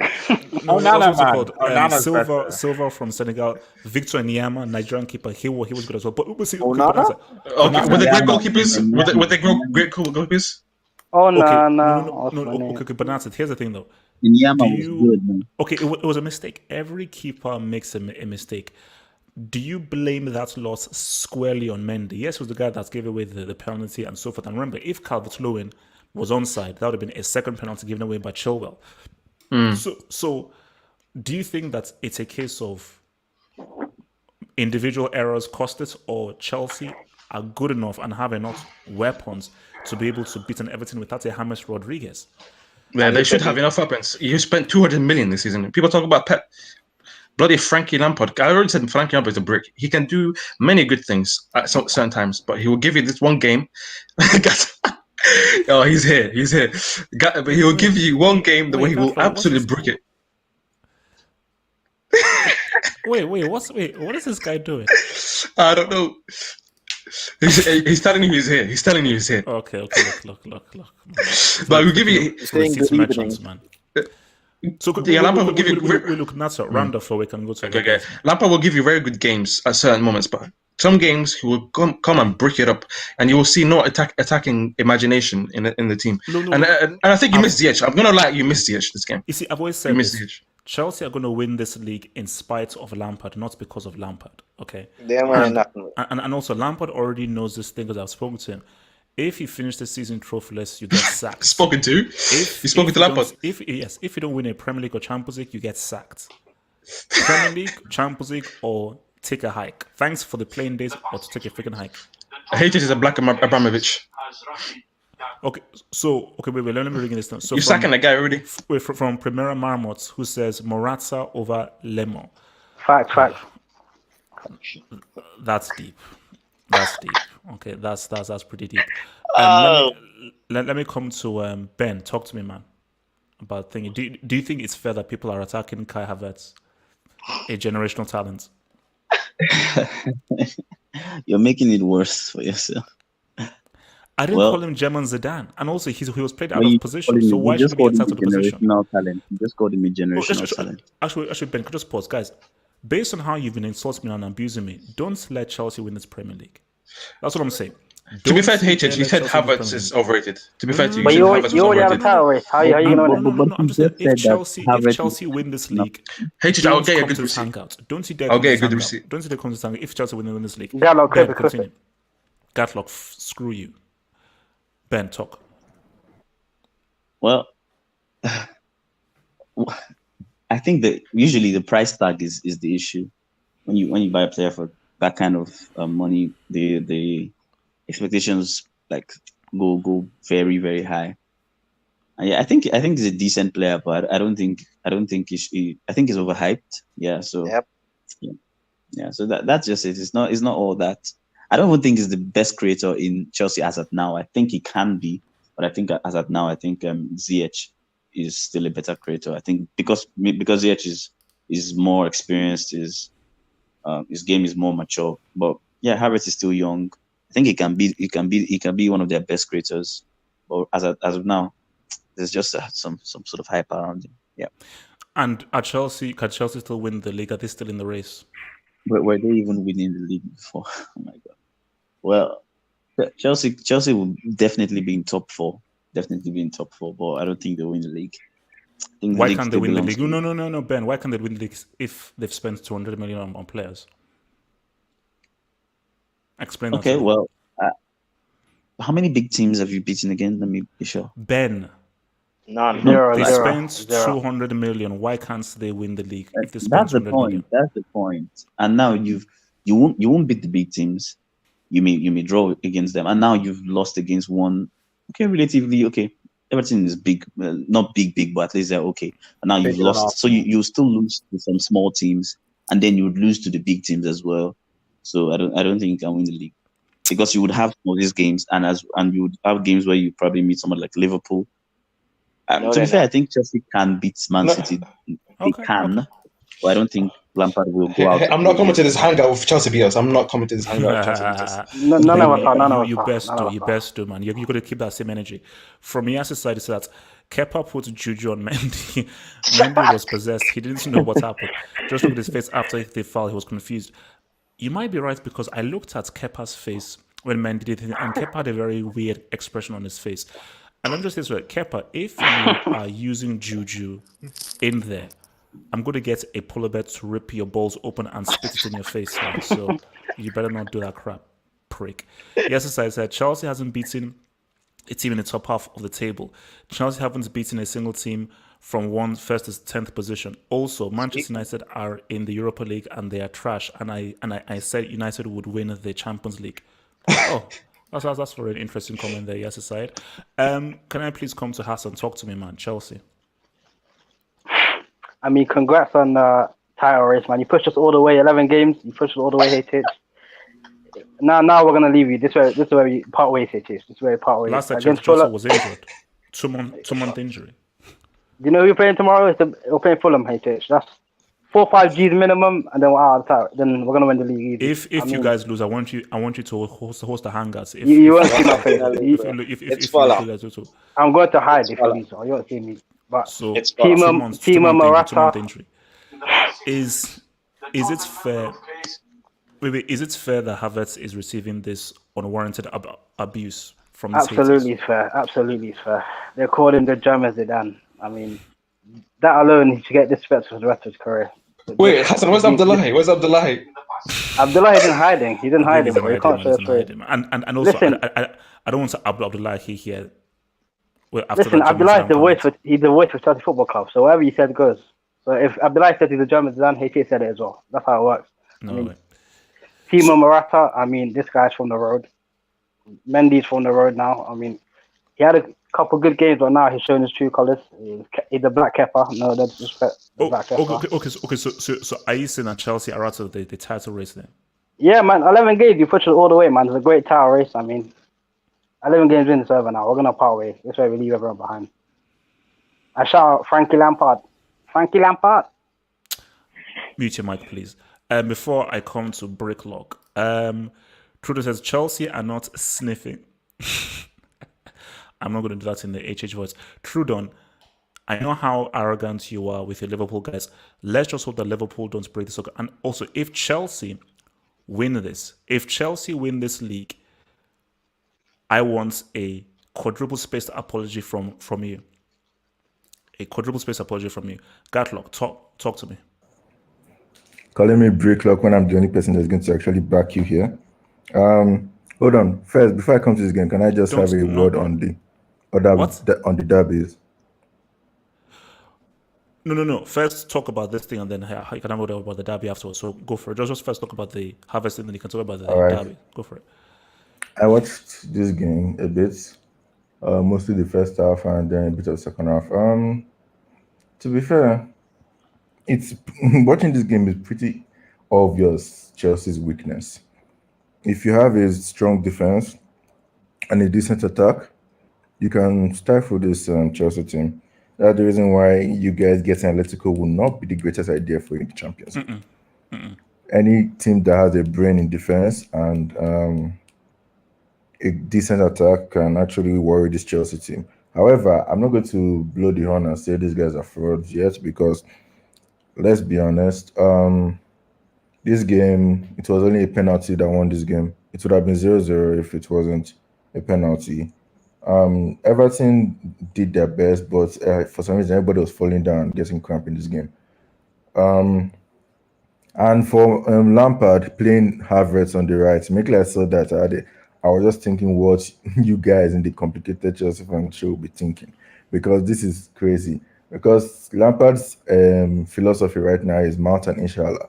Like, I don't understand why this guy always, even if it's wrong to put Kai Havertz on the right, I don't want to judge him too much because let's be honest, these are two guys who have come into a he's been played out of position.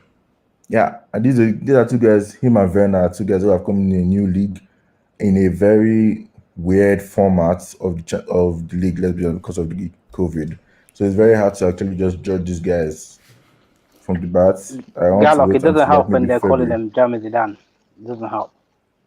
Look, you can't. I think my I wanted Bayern and Chelsea Champions League final minimum from Abdullah and HH proves that you can't take these guys seriously when it comes to Chelsea because their brain goes bye-bye whenever they're talking about Chelsea sometimes. So you're not ready to label Havertz a flop like many people are. No, I'm not ready to label any of the Chelsea players a flop.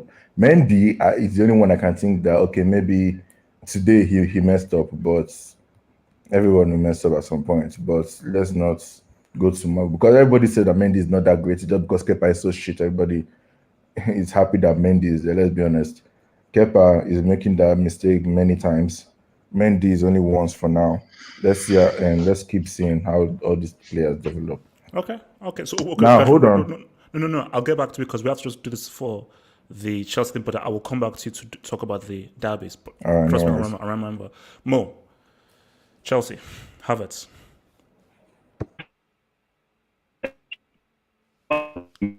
Yo, Mo. I think come out and come back in. Come out and come back in. Your thingy is going crazy. Come out and come back in. What's it called? Osasuna. So during this game or after this game, I think Sky Sports, they released a new video game and then you released a new movie. The video game is called Where's Werner and the movie is called Go in. Where can I buy that video game? Where can I buy that?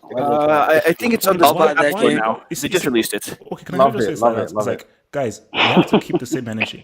If Chelsea win the Champions League or the Premier League, I'm allowed to do the same thing. So that's what I asked. You do the same. You're not sniffing. Even when they just win the Champions League. You're not Chelsea win the Premier League or Champions League, I'm going to be worse. So the more and more you mock Chelsea thing and everything, the worse I will be if Chelsea do the thing. And you know how arrogant it's going to be. But please continue. So my friend Abdullahi, I'm not going to trust a guy that says that Mbappe is the Black Balotelli. The thing about being the German Zidane, whatever, and this thing on the complicated Chelsea show about, hey, we should face the best team in the round of 16. No, that's I didn't co-sign on that. Okay, I know. You were very much like we want Porto, and yes. I would agree that you should want Porto. Scunthorpe. If Scunthorpe is available, please Scunthorpe, Huesca, any of those dudes. But please continue. Hey, we are behind Huesca. Hey? We are last behind Huesca. But anyway, I don't want to hear anything about Osasuna or Huesca on this Hangout, please. But please continue. The thing is, Lampard, he loves playing players out of position for absolutely no reason. That's why you get this Havertz situation. That's why Timo struggles because the players behind him are not in position. That's why Mason Mount is such a beloved character because he can play all the positions. And so really, what they should do, you have a perfectly good player manager right there on your bench. His name is Kepa Arrizabalaga. All right. Sack Lampard, appoint him as player manager because clearly the goalkeeping coaching job is not working out for him, right? So, let's see. Are Chelsea still, can Chelsea still win the title?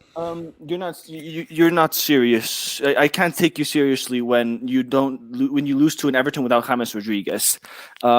It's not anything personal against Chelsea. But I think that there are only 2, maybe 3, if you count City title contenders, and those are Liverpool and Uncle Moo. Chelsea, if they do win the title, I will fully admit I was wrong because I just don't believe in Lampard. And it says something when I believe that your player manager is probably going to do better than Lampard. Okay. What's it called? Hassan, talk to me. I already spoke on Timo Morata and German Milan. I already spoke on them. Okay. Wow. Damn. Pogba. We're going to talk about Pogba. Let's talk about Pogba. Let me come to Antonio. All I can say is this: that I don't think I'm not gonna say Havertz is a flop yet. I think you got to give him more time. But if he starts performing worse, I would say he's a flop. I didn't watch the full game. I watched the highlights as I was watching the derby. But my biggest problem with Chelsea is that I think they're still title contenders, but I think in the end they won't win it because they're gonna pull jobs like this where they play Everton and they lose 1-0.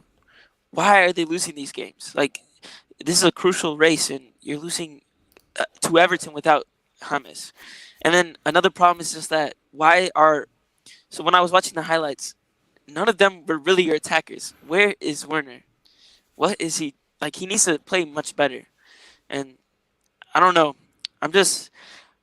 If you're a Chelsea fan out there, definitely, I don't know. You could still win the title, but anyone who says the Champions League, come on, quit kidding yourself. Yeah. Look, I didn't say champs. I was having a laugh. No, I know you didn't, but like any Chelsea fan who would say that. Okay. But I mean, you could win the title for sure. I mean, there's a lot of games left, but I think in the end, Chelsea are gonna lose this race because they pull choke jobs against big teams and teams like Everton who don't have James. Like, what are you doing? It's just okay. Oh my god. Okay. Stodge, talk to me. Stodge. Chelsea taking that L against Everton, man. Has this derailed their title challenge, man? And Kai Havertz, what's your take on his critics towards Havertz? Firstly, Chelsea are still in the same position they were before. In my opinion, Chelsea should finish second minimum. That should be the expectations because you have in my opinion, you have a better team than Man City. Like, yeah, you do. You have a better. Agreed. That's why they should win the treble. Win the treble, HH. That's why you should win the treble. Minimum. They shouldn't win the treble. But this underdog story that you keep on painting about Chelsea, it's fake. I mean, you look at your midfield, the amount of strikers you have, you should be winning it. And as for Havertz, yeah, he's a good player. He's a good player. He was overhyped in Germany, and the German media, they didn't call him Zidane, but they were saying that he was going to be the next big thing. He's one of the most complete players. He's got Ozil vision. Firstly, that's the biggest BS they've said in the media. This guy cannot pass like Ozil. It's not you, it's the media. But it's impossible for Havertz to be a flop. If somebody as average as Bruno Fernandes can do this in the Premier League, I think Havertz is a better player. What I've seen. Just put all you have to do. Based on what, Stodge? Why is he a better player in the Premier League so far? You know why? Because I've been analyzing Bruno Fernandes in the big games. I've been keeping my eye on him. Like as I was watching the derbies, or even if it was boring, I was trying to see what is this guy's ability. Slow. Anytime he can't dribble, all he does is just fall to the ground. Other than are you a dribble merchant too? Are you a dribble merchant? Bro, he just fizzes passage. That's all he does. My point is that why is Kai Havertz and what you see in the Premier League better than Bruno? Okay, Kai Havertz he's got better ball control, more physical, better headers. Bro, if you put this guy on penalties and corners to get assists, and he'll be getting player of the month as well. Easy. Oh god, that's Stodge no. Easy. If I recall, we chill. I don't want this beef. So, so just to round this off, Stodge. I mean, do you still see Chelsea as title challengers then? Yeah. I mean, they'll finish second, but I think we might run away with it by the end of this week. But I think if you don't finish second, you should sack Lampard. That's my opinion. What? Basically, the guy owes me a trophy. I need to talk about the Manchester Derby as well, and why Guardiola is the most underrated manager.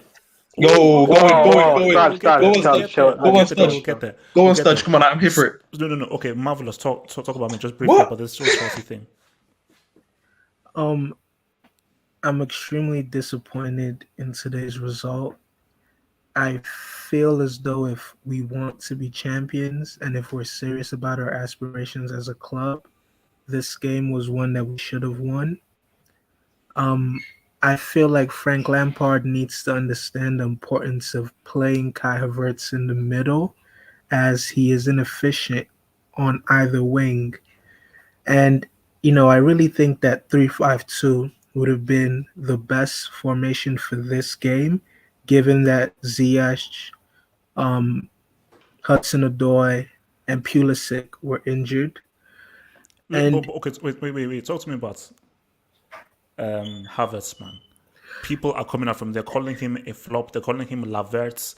They're saying that this guy is all a hype job. What is your honest assessment on Havertz? Is it a case of being played out of other position, or he maybe not as good as people thought he was? My assessment of him is that he needs to change his game to adapt with English football. I feel as though he's a bit too lackadaisical on the ball. He takes too much time. And I feel like that kind of fed into the whole joke of why people were calling him the German Zidane, because of how laid back he is, and he tries to play at his own pace. But he needs to come to the understanding that in the Premier League, you're not going to have as much time as the Bundesliga. Defensive midfielders are going to close you out, and you're not going to have that time to thread the ball through the needle. He needs to start. So basically, he needs to be sharper, basically. Yeah, he needs to start thinking before he gets the ball, so he's not as panicky. And he might need to bulk up a bit because it's easy to shrug him off. And I also feel like his price tag hasn't helped at all, because when people look at the performances in the world we live in today of the stats and the numbers and the money, all people are just going to look at is that huge inflated number, and they're just going to rule him a flop. I think we need to be patient with him, and Okay. So who else hasn't spoken? I have not spoken. Who else hasn't spoken? Go in, Red Devil. Red Devil. Cool. So Red Devil, speak. Okay. Please go in. Please go in.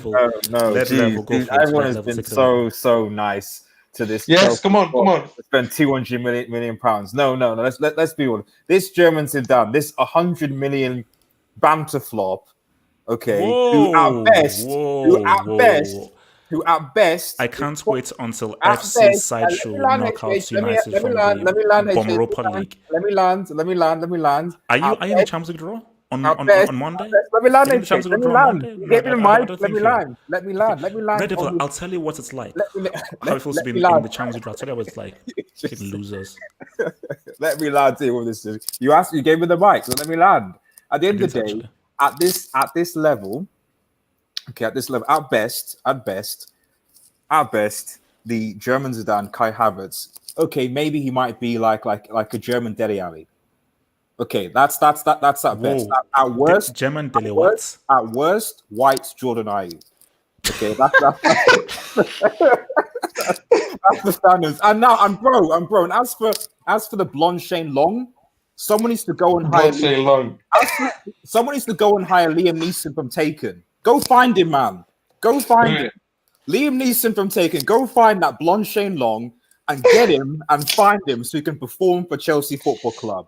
Okay, the guy's invisible, dead, absolutely, totally dead. And you spend 140 million combined on these two players.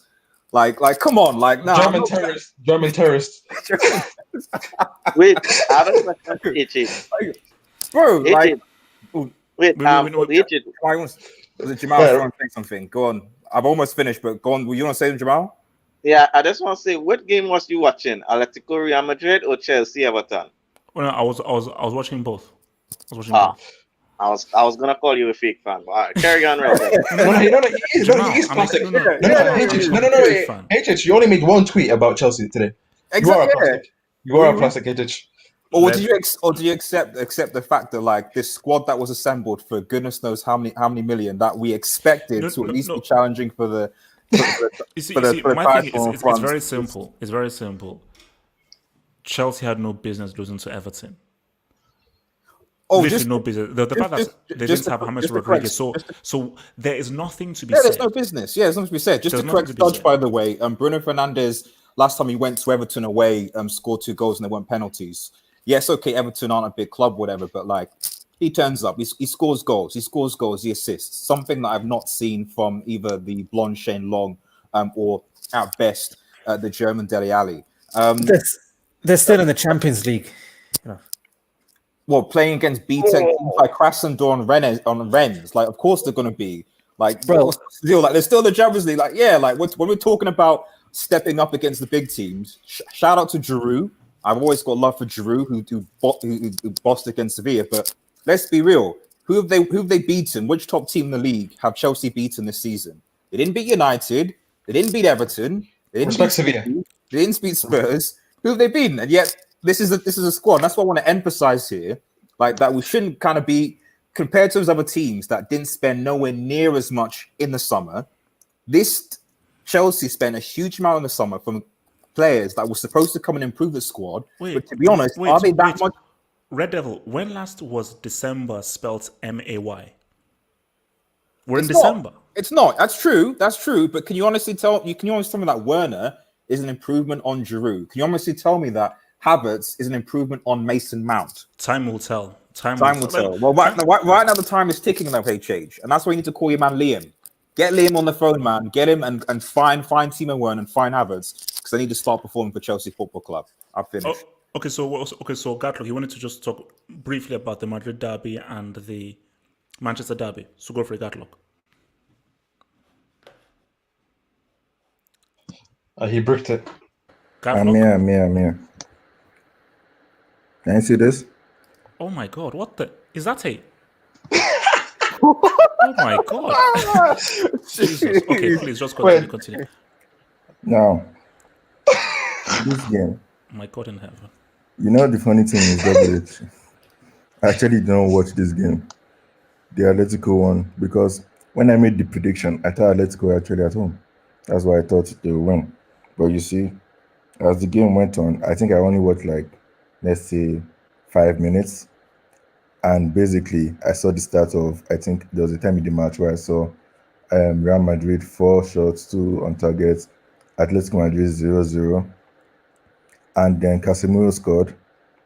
And at that point, I just said there was no point because the Everton game was playing and I felt that one was going to be more interesting because I already saw what was going to happen in the Real Madrid game. Because let's be honest, I didn't need to watch the match to understand how it went. Since I didn't really watch the match, this is what I'm going to predict. I'm guessing that Atletico Madrid huffed and puffed a bit, but they barely made any actual dents because they're attacking virgins and they were probably having good midfield play, but they didn't really do anything in attack. And Real Madrid were the ones that dominated the game. Does that sound about right? Nope, they didn't even have a ball. Bro, they came to defend. They didn't do any huffing and puffing. They came to defend, and Real Madrid totally owned them for 90 minutes. Yeah. Okay, and as for the the Manchester derby. The first half was nice. It was decent. So I saw a few passes here and there. But that's it. I actually slept off, so I didn't watch the second half. Easy. Okay, so I literally slept off. Shout out my mom who came in and switched up the lights for me to have a nice sleep because no lie, the exact same thing. The match I did not watch the second. I do not remember anything that happened in the second half because I didn't watch it, man. I'm sorry. So, oh my God! What's it called? Undisputed. You wanted to comment? Yeah. Real quick on the Madrid derby, I don't know why Simeone went 3 at the back. It's a failed system. It's like communism and tried over and over again, and it keeps failing. They did create this one really good chance, to be fair. When Kieran Trippier, England's best right back, created this great chance for this dumbass Lemar who keeps missing because, I don't know, he is awful. He might be the biggest flop ever. Classy. And as for the Manchester derby, I knew this would be a bad game as soon as I saw the formations where I saw that Man United played a diamond with Wan-Bissaka and Luke Shaw trying to create a width. I mean, Wan-Bissaka, that guy is like a disabled giraffe trying to ride a unicycle. It is awful. It is actually a crime against humanity to watch this guy play football. It is just horrific.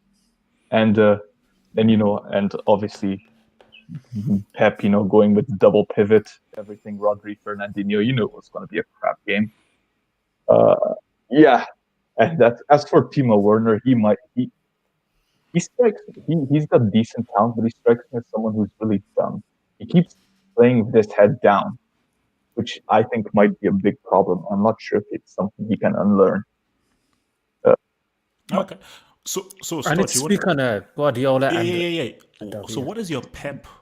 Go in. Explain this, please. All right. Come on, First, I have to talk about the derby. Boring match, but I was watching it and I was looking at the players on the pitch. And we all know about Ollie United. We've said it many times. We don't need to go over them. But I just have to say, one thing I hate about all attackers in the Prem is that they're creating the fallacy that Wan-Bissaka is a good defender. Positionally, very weak. Everyone can run off him. And the third thing I noticed in this match is you do a fake shot in the box, he's going to the ground. And I keep on screaming match after match, just fake it. He's going to go to... And every time somebody fakes it, automatically he slides. And yeah, but people just don't do it. But as for Man City, this is why for me, still Guardiola is the greatest manager. And I'm just going to compare two managers. Now look at this.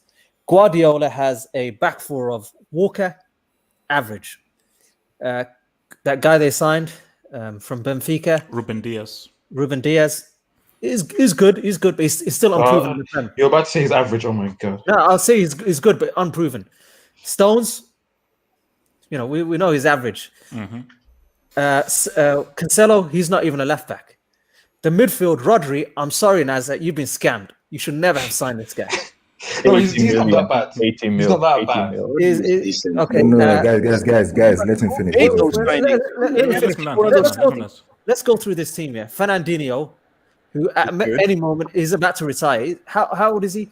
Then you've got a front three. You've got a front three of Gabriel Jesus, who at this point he's never going to become elite. That's obvious. You've got Sterling on one side, and the other side you've got Mahrez, who I agree with is an absolute brick, who takes about 50 touches every. There was this opportunity where they on the counter attack, which he should have just hit it first time. Exactly. It was who was it? It was De Bruyne slid him in, and the guy takes about 3 touches just to hit it straight at De Gea. Sturge, can I ask you a question? People are saying that Guardiola should win the league with that team. I'm sorry. Sturge, can I ask you a question about that before you move on? Can I ask you a question about that? Yeah. KDB. Yeah, okay. Can I say, hold on. Everybody you just mentioned, except for Fernandinho and Sterling, didn't Pep sign all of them? Exactly. Yeah, that's all of them. That's what he's bad at. He's bad at signing players. So why should we give him any concessions? So Stodge, you pretty much breaks this whole thing. No, Stodge, you break it. No. I'm talking about because if he signed those players, all right, why do you I'm expect not him giving to you win? any concessions. Why do you expect him to win with those players? Please sign them. Because my point is, if he had the same team Klopp had, I'm sorry, I'm going to say it again. People keep on saying, and this is coming from people. You want to win with the same team Klopp wins. has. Wait. Let me just finish catalog. People keep on saying, if Klopp wins the title this season with what he has, it's an amazing. I'm sorry, it's not. I can guarantee if Guardiola was managing the same players, people would expect minimum a treble. I would disagree with you. I would disagree with you. Sorry. No, Klopp made Salah. Wait. Klopp made Salah. Klopp made Mane. Klopp made Henderson. Henderson would be a brick if Klopp never came. Let's be honest there. He's made a lot of these players. Matip wasn't his signing. He made Matip. Robertson, he made him. Who was Robertson before? Yeah, that's not the point, though.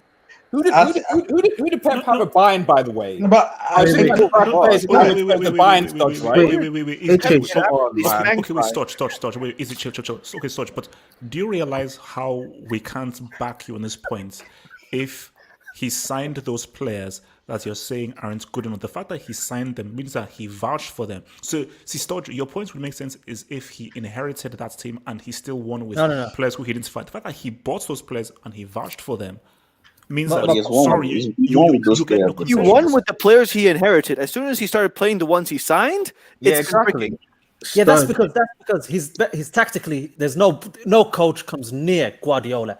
No coach is better tactically than him. Okay, It's just What? he can't sign Okay, players. Stud, you're losing us now. You're your losing us man, now. your manager, why your he played his manager. back three Favre against has No, Real. better okay, tactics, hold on, hold right? on. Sturge, when your manager came in, he inherited a shit club, although he took them to the Europa League final and whatnot. When he Yeah, started signing his players, he dropped you a trophy you've not won in 30 years, and he dropped you a Champions League, 2 Champions League final, and winning one of them. That is impact, man. That is a manager. Well, okay, that's a part. That is one part of it. Now Pep he's inherited, talking about Pep tactics. inherited the team that recently won the Premier League. Tactics Stud. and And I improving was in the players are two Champions different League things. So semi-final in the previous season and has yet to take this team To to a a Champions League semi-final that's again. not the I'm not point. going to give that The point thrust. I Pep think inherited he's a terrible making is team. Come on. tactically and improving players are two different things. So somebody is able to What improve the players, results and though, another Ben? person What the being able results? being able Klopp to is No, much no, spread. better. what You he can have said was tactics that for the Pep results. is a better What manager. tactics? When it comes to What management, tactics we are talking does about the what, ta- whole what team, tactics Guys, does one at a time, including one at a signing time. players as One well. at a time. Okay, Guys, okay. one at a time. One Yeah, at a time. fine. So let me Yeah. go to Gatlock first and then to Ben. Gatlock. Ben, when he said that Pep is a better manager, but when it comes to management, he talks about overall stuff, man. Signing players, tactics, and everything. So you can't just say, oh, we're going to talk about the tactics and leave the other part out. Okay? When we're talking about a great manager, you have to go through the overall everything, man. Brilliant Okay? tactics against Leon as well. Okay, Shout well, out. no, sure. I'm Brilliant not tactics arguing that against one Leon. now. At the moment, I'm just trying to play devil's advocate. At the moment, well, we know Klopp is better than him at the moment, but I don't think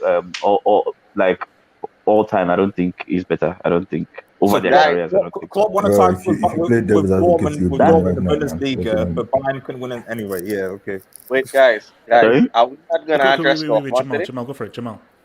Guys, are we not gonna address Dortmund? Oh, that's what I just wanted to talk about. Oh, yeah, those guys. Who cares about those Yeah. losers, man? Who cares about those Guys, losers? Let's make this very brief. I want to make this because I really want to get into the best. But guys, please, Stuttgart, though. I want this to Stuttgart. be extremely brief indeed, man. So look, Lucien Favre. Now, I want to just look up something Defensive horse. right now. I want to look up something right now. Gatlock, please watch your mouth. I'm begging you, please. So Stuttgart are seventh. They're seventh, and Dortmund got malnourished 5-1 in their house by these dudes. You see, can I just this is all I ask for. I asked for two things. This is all the only two things that I want in life. I only want just two things in life. First thing is Lucien Favre needs to be sacked with immediate effect. And the fact that he's not been sacked for this long is ridiculous. The second thing I want is, can we please give the trophy to Bayern Munich? I get that they drew against Union Berlin and everything. Nobody in the Bundesliga are interested in challenging Bayern. Bayern can win this league in their sleep. They can win this game in their sleep with their test tube babies and their IVF kids. They can still win this league. So what is the freaking point that we still have Bundesliga games? Okay, fair enough, you can do it for top and everything, but with regards to the title, if you're telling me that Dortmund are the only challengers and that clown, Uwe Hornes or whoever said, oh, their Classica is a better matchup than El Clasico. What? Dortmund are title challengers? Leipzig are there. You see, for me, because we'll talk about this thing on Sunday, because Sunday is where we'll talk about the knockout draw and everything. Because after that result, I'm changing my tune with regards to Dortmund and the CL draw on Monday. But we'll talk about that more on Sunday. But also, Sona, talk to me. Oh, okay. Wait, Sona, talk to me about this Dortmund thing. Okay, Sona. Dortmund. I just checked your website. Last time I checked, he was in there. Now he's not in the Brick Academy anymore. He's getting back there. He's going Okay, back. where are you putting him? Because I say Class A. Class B. Yeah, Class B. Wait, HH, it took you 5 years to get Benzema out of the Brick Academy, but it took you 1 season to get Julian Favre out of the Brick Academy. Yeah, exactly. Oh I mean, my seriously, God, HH. where is this Class guy? B, But Class B, anyway, man, Class B. Dortmund. Everyone wants Dortmund now. Every single team in the Champions League wants Dortmund. Every second place team. Osasuna will get it. Let's see All the right. sale talk for So, Sunday. so this guy, since that title throw in 2019, when he was 7 points up and still didn't manage to win the title somehow, and then got battered 6-0 by Bayern, it's been nothing. It's been absolute nothingness. He got a lucky signing with Holland. Holland got 2 goals for him against PSG. Couldn't even hold a 2-1 lead against PSG. Then they're topping a group with Lazio and 2 other teams that I genuinely don't even. I think Zenit and Club Brugge or something like that. Good achievement, man. Well done. Yeah, no. There's Dortmund ain't doing nothing. The only people that can challenge Bayern at all are Leipzig, and Leipzig. No, they're not serious. That's not happening. So yeah, Yeah, anyone else wants to respect jump in? Leipzig, the manager. Sure. Okay. If anyone is ever hoping for a competitive Bundesliga season or seasons, it will never happen because a lot of the clubs, aside from Bayern, serve as grooming and feeder clubs to Bayern and other elite clubs across Europe. They'll never have the parity to keep their players to build something where they can challenge Bayern consistently. You may have that one-off season where Dortmund or Wolfsburg or even Schalke, if they're able to get themselves together, can like say what's up and challenge, but on a consistent basis, it will never happen. In regards to Dortmund and what is going on, I was looking through statistics that showed that when Haaland isn't playing, they tend to lose or draw. And I interpret that to mean that since so much of their goal scoring and their focal point is him, when you take him out, they're a lot more blunt. I will say that they do have a gem of a player in Reina. If anyone saw the goal that he scored, that was an incredible goal. But Jadon Sancho, I feel as though they should have cashed in on him because that is what they do. I feel like they will sell him at some point, but they should have cashed in on him. Probably will sell him less now because his value has drastically dipped. He doesn't look the same. He's moving a lot more slower. And I feel like for them to ever be able to challenge for that title, they need to go at least 2 or 3 seasons where they keep all of their players that they develop. But unfortunately, you know how the game works. It's really not their fault though because of the financial situation. I'm not talking about now. To lose 5-1 to Stuttgart. No. That's not what I'm talking about. I'm talking about the way the club is run, and the way most of their clubs are run in Germany. They should have sold the players, shouldn't they? Then you're back to the same thing. They sell these players on big. See, these are clubs that need the money. These are not Manchester United, Barcelona, some of these clubs. They need so the they money. need they need those. They need the money really. Yeah. Many of them borrow money from Bayern now. They borrow money from Bayern and loan their players to them because they have to. So it's. I mean, the financial situation for them is bad. No. Because I'm saying pre-COVID. Do you realize that Dortmund have the? I'm not talking about COVID. I'm talking about before COVID. Even from 10 years. I'm telling you right now. So let me just try and understand this. So pre-COVID. Let's just forget about COVID. Dortmund have the highest average attendance in Europe. They are still a major club that is sort of still a known name beyond just Germany. So you think ticket sales is what they make most of their money from? No, I'm just saying that it is okay. Your brand. Dortmund are a global brand, not to the same extent as United, but they're not a global brand, bro. No. Let me land. Hey, I've never seen one Dortmund supporter in this. Come on, I've seen one. Speaking of Dortmund, no, Ben. All I'm saying to you is that you're telling me that you run your club so poor financially, you have to keep selling these players for They 60, don't 70, run it 60, for 70. financially. HH. I Like forgot they BDCon. Sorry, I don't forgot have That's money. BDCon. nonsense, man. Dortmund. They don't That's have nonsense, money. man. Benjamin, hold No, on. no, no, no, no. Okay, go on. HH. Dortmund and several other German clubs. I know this as a well, not as a fact, but through the research that I have done, their business model is based off the profit that they can bring in from developing players. Schalke and Dortmund are two of them. That's their whole thing. The money that they make So from basically, tickets, Dortmund are the German Ajax. Yeah, that's what you're telling me. They're the yeah, German they're a Ajax. feeder club for other They're European prostitutes. elite teams and Bayern. Mate, just give me the Super Oh, League, bro, man. Give me, No, I'm no, getting no. tired of this Chelsea, nonsense. Give me the look Super when you League, look at man. clubs like Chelsea, look at Man U, they have You- like So the just sponsorship and all of those out deals. of curiosity, There's a Ben, lot of money we're talking about there. But Ben, when you look at Dortmund, just a quick sorry, question: like, okay, go on. was this also happening when Klopp was the manager and won Bundesliga titles with the Dortmund team? The Klopp They same Klopp lost manager that we said to Yes. they lost. yeah, Yeah. Yes, I Yes, can't Mark remember. Götze. Yes, it was. It was. Lewandowski. It started. they lost Nuri How much Sahin. It started long before they that. Hummels. it started long before that. In 2009, Bayern bailed them out of bankruptcy. Yeah, I mean, they were in bankruptcy. So you have to understand how it's not football is not too big. Like I don't let me not say it's not too big over there, but like German football worldwide, the way when you look at English football and maybe Spanish football, particularly with Barcelona and Madrid, like the sponsorship that comes into it, it's not as big for those guys. Even for Bayern, it's not that big. I mean, look at their books. It's not that big really. The sponsorships it's not that big. But Bayern is they just normally they've been run for very good for so long. That's why they have so much money.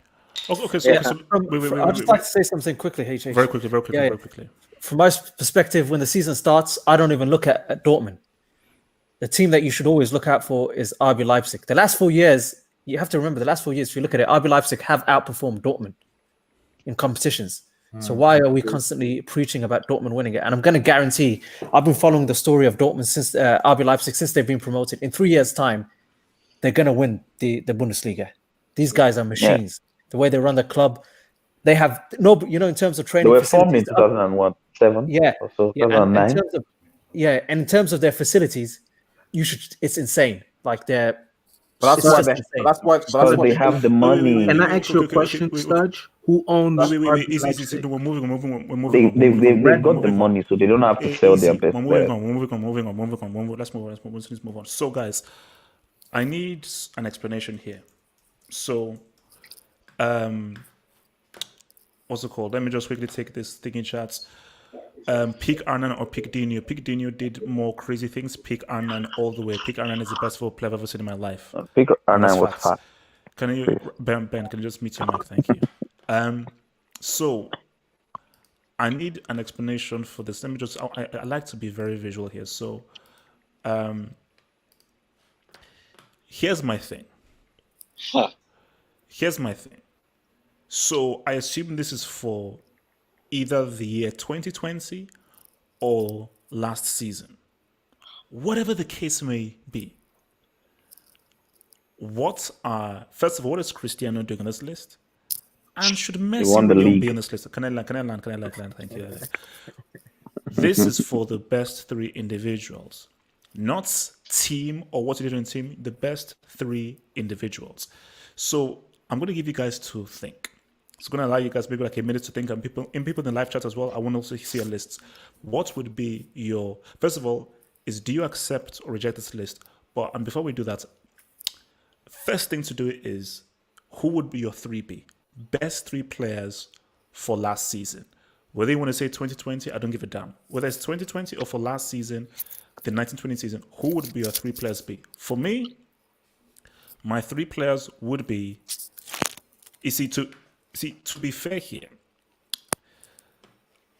I should pick 3 Bayern players, but that'll just be cheesy. So you know what I'll do? Lewandowski for sure. Then I'll bring in Neuer, and then I'm going to say De Bruyne. So Lewandowski, enough said. And I don't think that anybody needs to explain why he deserves to be in there. Broke the goal scoring record. The amount of goals he scored were freaking insane, specifically in the CL.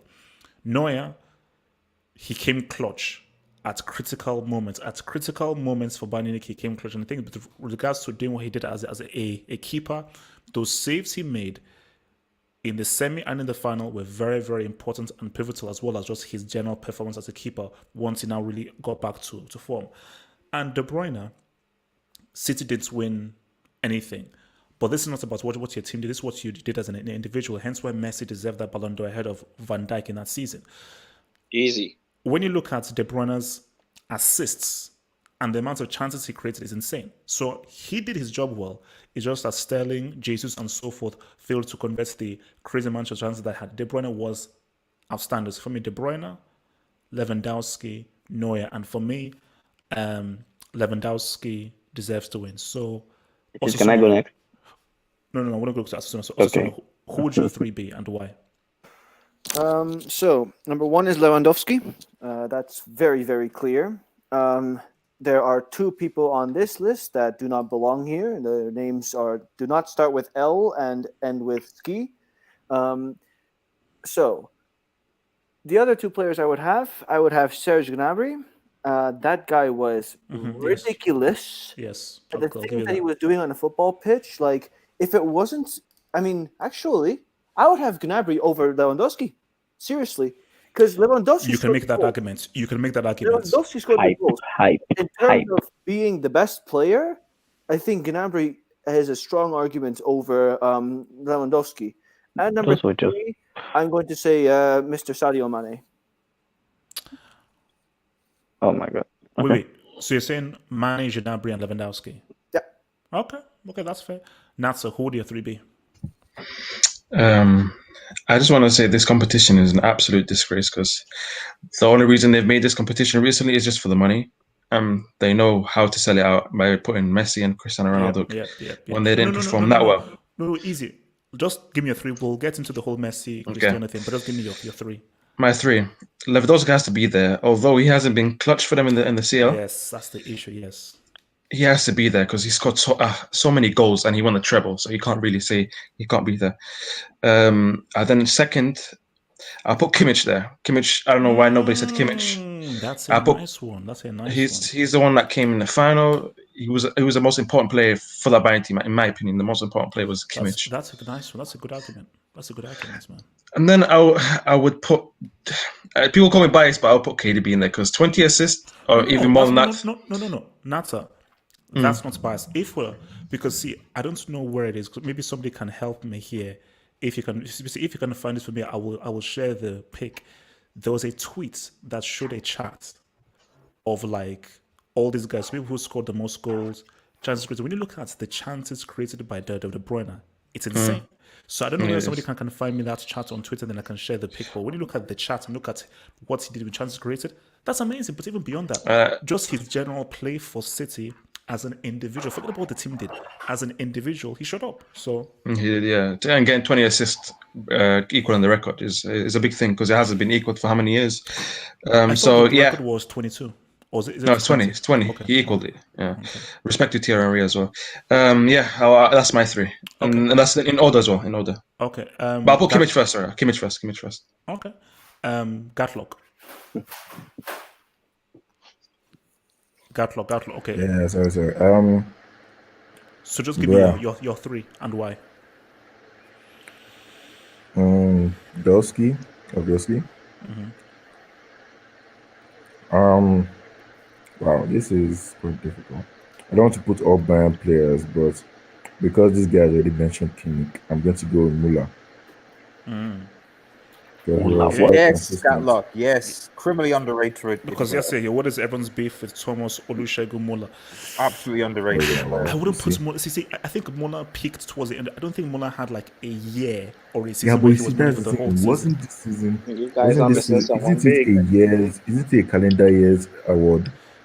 You see, I think Ballon d'Or is a calendar year. I think this is a season. I think FIFA do the season, and I think Ballon d'Or do the year. That's what I think. That's what I think. If it's a calendar year, Muller deserves to be there. If it's a season, that's where it gets difficult. I won't put any other Bayern player except for Lewandowski because beginning of the season, many of them didn't really perform. So To be fair, many of these performances were close. I'll put Messi in there as well because if it's for the season, what he did for La Liga was, let's be honest, he was a one-man team in that La Liga game. So I'm going to put La Liga and Messi as well if it's for the season. And I can't think of a third person to be fair. Okay. Maybe Can I go? Okay. maybe Mane because of how many clutch goals he scored. Let me go. Jamal. Oh. Yeah. For me, guys, you cannot put somebody who get 8. You cannot put somebody who get 8. Yeah, that's what I was about to Sorry. say. He lost 8-2. You can't put him in there. That is disrespectful for you football. can't. Guys, No, imagine this. But Messi's an attacker, man. No. Messi's an attacker, not a defender. I don't care. No. Let me explain. See, like, it's weird, but Jamal is right. Technically, hey. How does that? But you just said throughout the whole season. How does that relate? Wait. But see, the optics are bad. The fact that you were on the pitch and you held 8, that should just negate you from any consideration. The thing is, AJ, I love Messi as well, but I can be objective. I love Messi myself, but I can't. Well, no, mentally, I cannot put a guy that lost 8-2 in against Bayern in this top 3. It can't be possible. Yeah, it's look. Basically, put it this way. See, it's a sacrifice, man. No. Look, sorry, I'm going to come out to Jamal, but it was such a major moment in a Champions League quarter-final that this is different from 4-0 against Liverpool because it's 4-0, but it was 4-3. Yeah. It was 4-3. It wasn't 4-0. It was 4-3. That was the actual result of the entirety of the game. But to lose 8-2 and you're on that pitch, all 8 goals being open play, nobody on that pitch who are wearing a battle should sniff any kind of competition. But that's it. Sorry, Jamal, go for it. Yeah, I mean, bro, it's the Ballon d'Or. Top 2. This is not Ballon d'Or, guy. No. Okay, sorry, Jamal, continue. Yeah, I don't care, bro. He was playing football when he get 8. He shouldn't be in any football in our world. He shouldn't be. So my top 3 will be Lewandowski, Neuer, and Benzema. Because guys, people are forgetting how clutch Benzema. How much time he saved Real Madrid last year? How much time in the last minute Benzema? No, he got knocked out in the round of 16. He got knocked out in the round of 16. No, this is about an individual. It's about an individual. No, you're talking about individual, but for Messi, you didn't say that. Bro, he Funny. get 8. Go I on, don't care please. what Messi do. You get 8. Once you get 8, that is it, bro. Then don't put Benzema as a girl there. City Aye. of all people beat him. Guy, calm down. No. Ben, did you just listen to what Jamal said? He In lost his to City. semi-final. Messi held 8. In There's a his difference. But he lost in a that's what I was saying. No, but you were saying it's an individual. It's an individual. So why are you changing the rules? When it Because comes he held 8. He held makes no difference, man.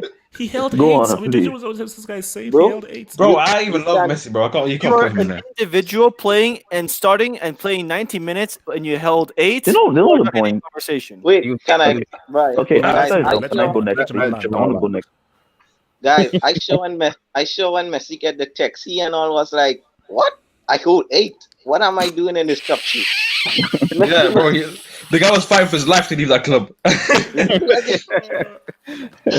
No, man. So for me, Benzema, Lewandowski, and Neuer. And guys, I think Lewandowski should win, but Neuer, man, come on. If Neuer win it, nobody can complain. That Champions final, he was clutch because Neymar chance. Yeah. So for me, them 3. It's just so difficult to rate goalkeepers is the thing. Yeah. No. Can I go next, Wait. please? Before I go to Ben. See, also the thing is, you are right. It's very hard to rate keepers, but for me, I think that I look at every different role within a football team and say how well did he play that role. And for me, I'm all about DOD, degree of difficulty, and what did you do in the biggest games. Neuer in the semi and in the final of the Champions League made critical 1v1 saves. So that he made those critical 1v1 saves, I think that's a great argument for. Wait, hey, I've got a suggestion. If anyone would listen to it, but Should they just make individual for each position? No, not each position, but attackers on their own, goalkeepers on their own. Oh, no, Just no. They do don't that. include They everyone. do They that. do it, but they don't. Instead of doing like including everyone together for the one big one, I they do shouldn't have do a that. question. No, wait, actually, but because I want to come to Ben because Ben was talking, but I think that's what I think is the best thing to do, and I think even Lam suggested that. But I think for the They do optics, that. people It's Ballon d'Or just that like does not do it. no, but people like We know. an overall winner. See, no one cares about the best keeper, the best defender. People like the overall winner and who wins the major award. exactly. And not always It's overrated because defenders I will never will- win it. I want to Wait, ask wait, one wait, thing. Can I wait. ask No, one thing? Let me go to Ben. Ben, Okay. give me your three. Ben. Okay. Now, normally I wouldn't put Messi, but because you started talking and you said individual season, and I knew you wanted to use that to slip in your own agendas and putting your own people. You want to use individual. Now you're Like waxing who's lyrical was that? about what? No, you're waxing Well, no, lyrical I didn't about say anything. I Kevin didn't De say anything. I Bruyne. didn't say anything. You're saying De Bruyne, and now I think De Bruyne was excellent. But when you're talking about assist, Messi had more assists than him. Messi Can I broke ask the you? record as Ben, can I well. ask you a simple Can I? question? No. Can I Just finish? one. Ben, just one Can question. I Just one finish? question. Can I finish? No. I can't take your question. Now, Did De Bruyne now, hold 8? can I finish? Can I finish? Can I finish? Can I finish? Can I finish? No. That's my point.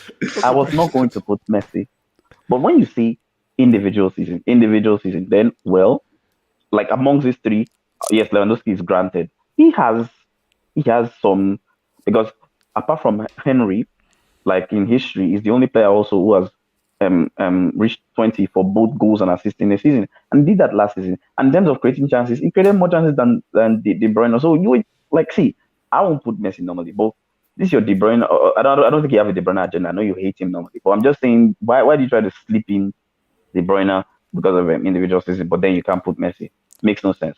But for me, Ben, can I respond to that? no, you can't respond. Okay. You can't. How do you phrase a question that I can't respond?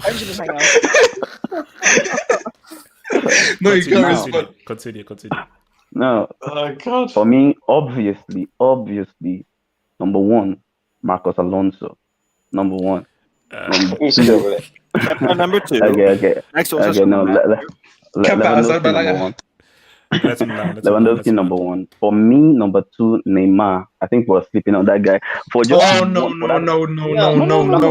Joking. Ben, No. I'm currently hovering over your avatar and I'm about to right click and kick you out of this thing. So explain yourself. No. The reason I'm gonna say Neymar. Obviously, he didn't play most of the year, so that negates him. He didn't play any football. But That's why he's that human. Wait. That human being against who? Was it Atalanta? That human Bro, being that's dribbled the all. how many He only people showed up against in a Atalanta. That game? was it. He was He had the dribbling. easiest run. He showed up against Favre, eh? Ben, No, at first I'm concerned when a human dribbles like that. Yeah.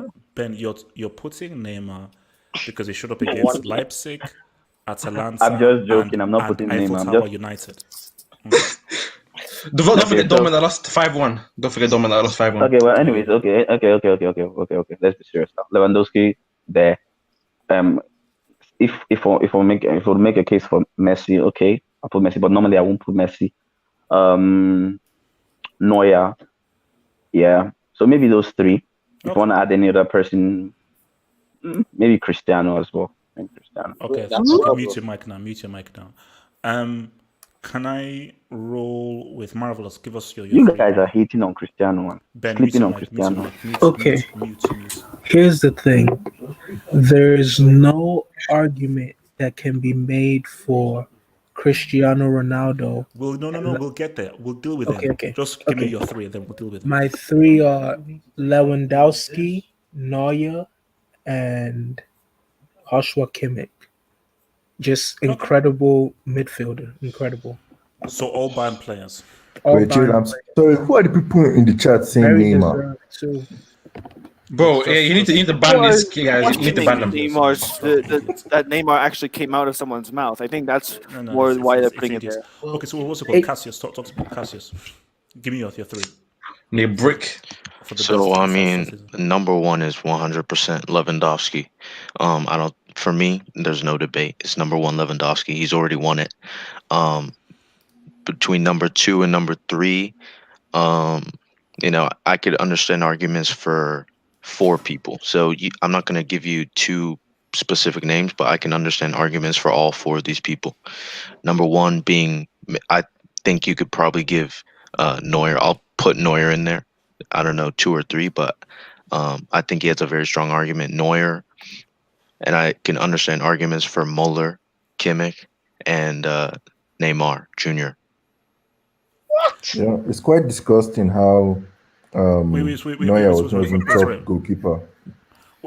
Thank you for the Neymar shout out. Thank you. Like I said, His name is Flickma, bro. Flickma. Lewandowski, like I said, Lewandowski number 1.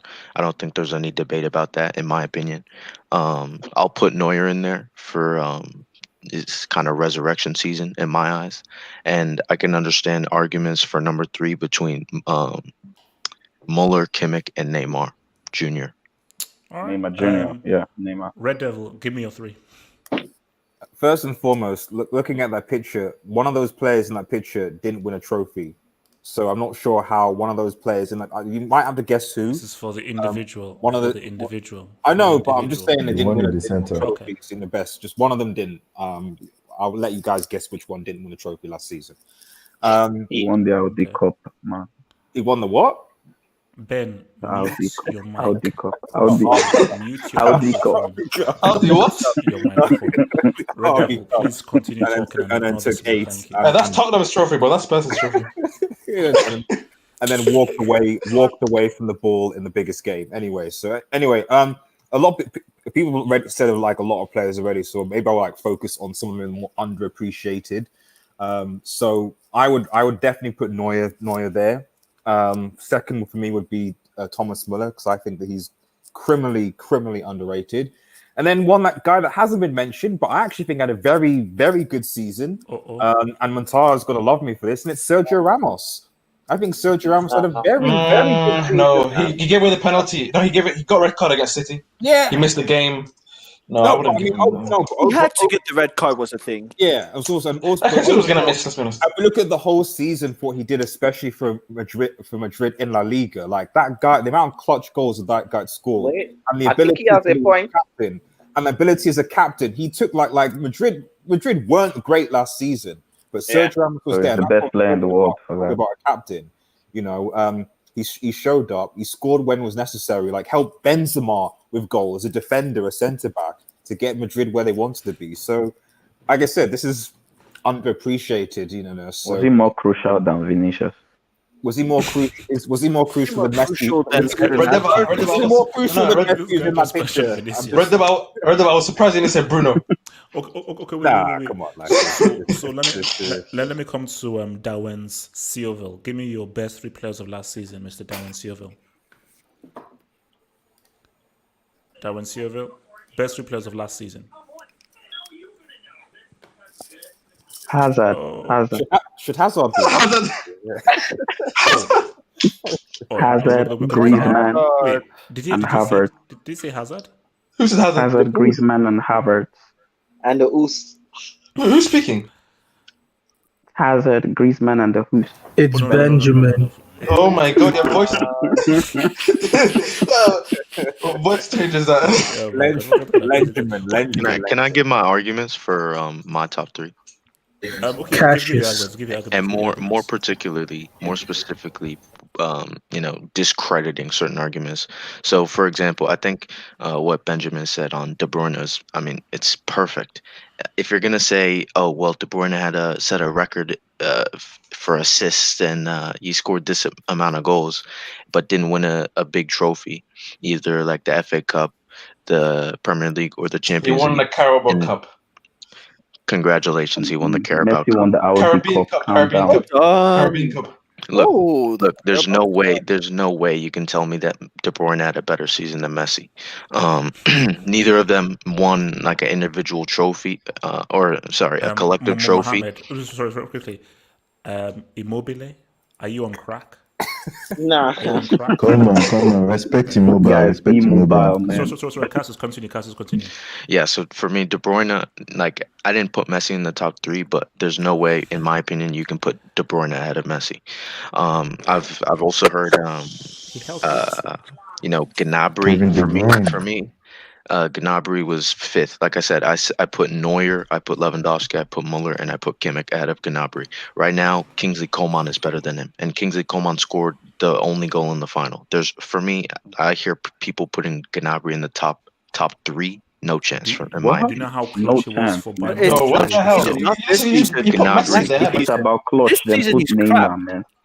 No, but look, for me, Gnabry it should not be in the top 3, and But he shouldn't be ahead of Messi or Ronaldo, in my opinion. What?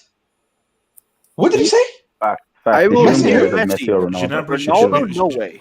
So let's say last season, Gnabry shouldn't be ahead of Messi and Ronaldo, based on what Gnabry did for a treble-winning season, where he was arguably What one did of he Bayern's most do? important What did he players do? Was he individually better than Sancho? Let's be frank. If Sancho was playing for Bro, he Bayern, clutched in the wouldn't CL. Sancho have done better? He wouldn't do what Gnabry does. Gnabry scored some extremely important goals and was And great goals, very good goals. Showed up in quarters, in semis, and in the final. Didn't Sancho play against PSG? What did he do?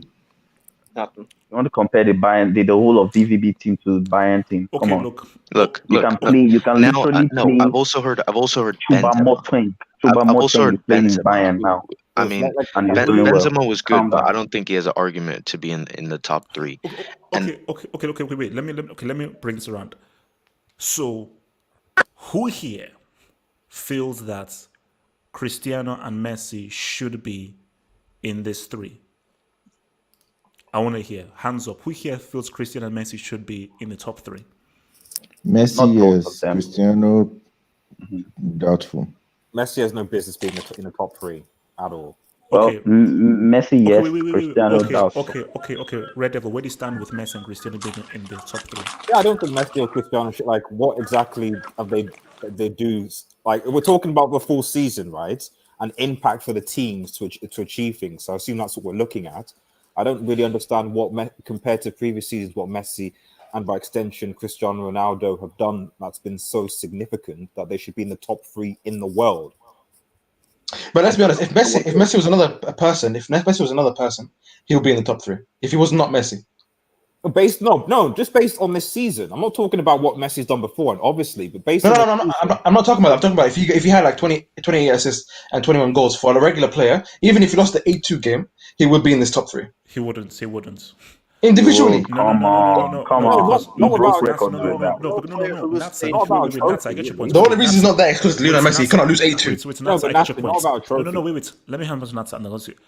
I get your points, and I get the argument you're making. That let's say you remove the whole Messi thing out of it and just take the numbers because Messi has set such a high standard, we sort of don't even give him credit for falling just below that high standard, which is still better than most people. But Nats, I'm saying to you that even if it was a different player with what he achieved, that individual didn't win a trophy. First thing, second thing, what I feel that Muller, Neuer, Gnabry would still have a better argument based on their contribution to a team who dismembered every team in Europe.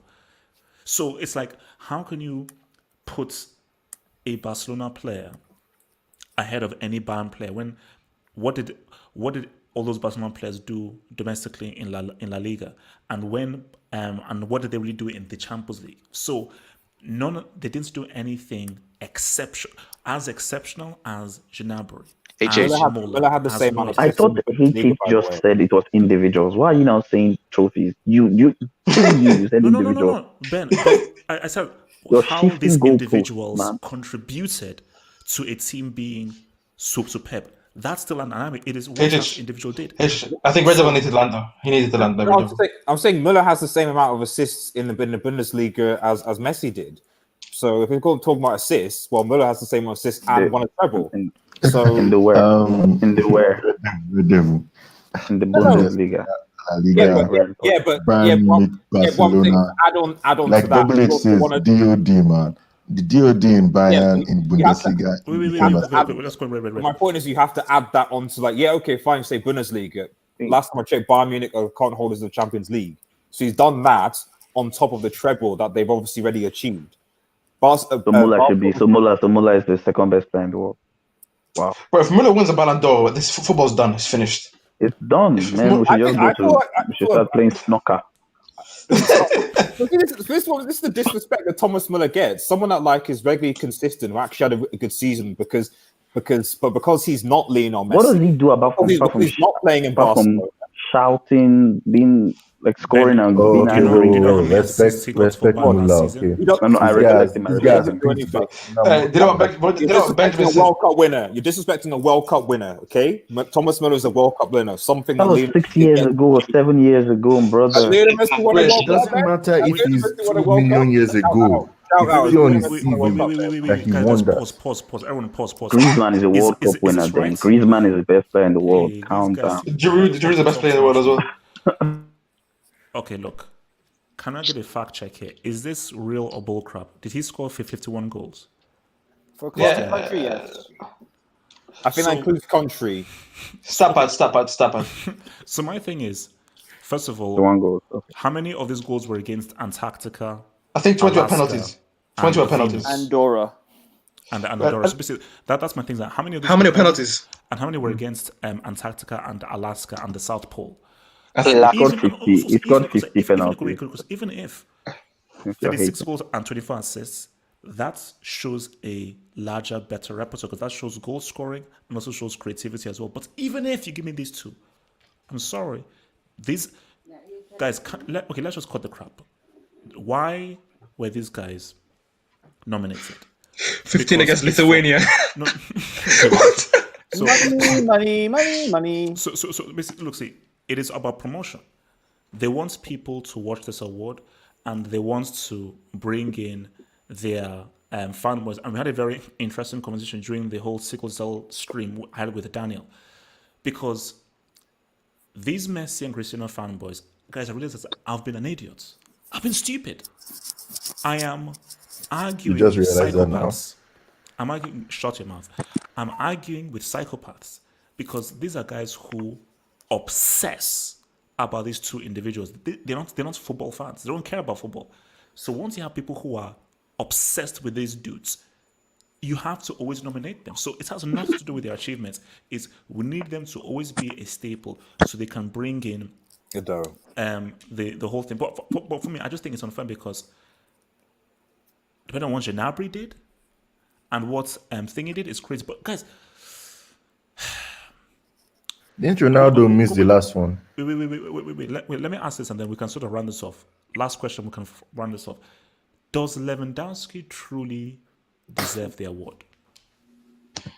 Not in my opinion. He does. But Ronaldo didn't miss the last one. That lucky did it.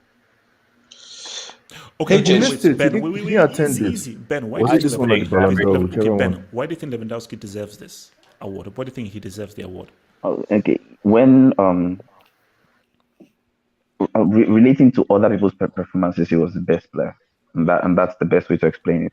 But if you remember, and that just shows, and it's because Messi and Ronaldo they've declined. Because you remember 2016, I think Suarez scored 59 goals, and this guy scored 51. Suarez got 59, but he wasn't. I mean, he didn't win it, and nobody was shouting that he should win it because Messi and Ronaldo were still at the top of their game.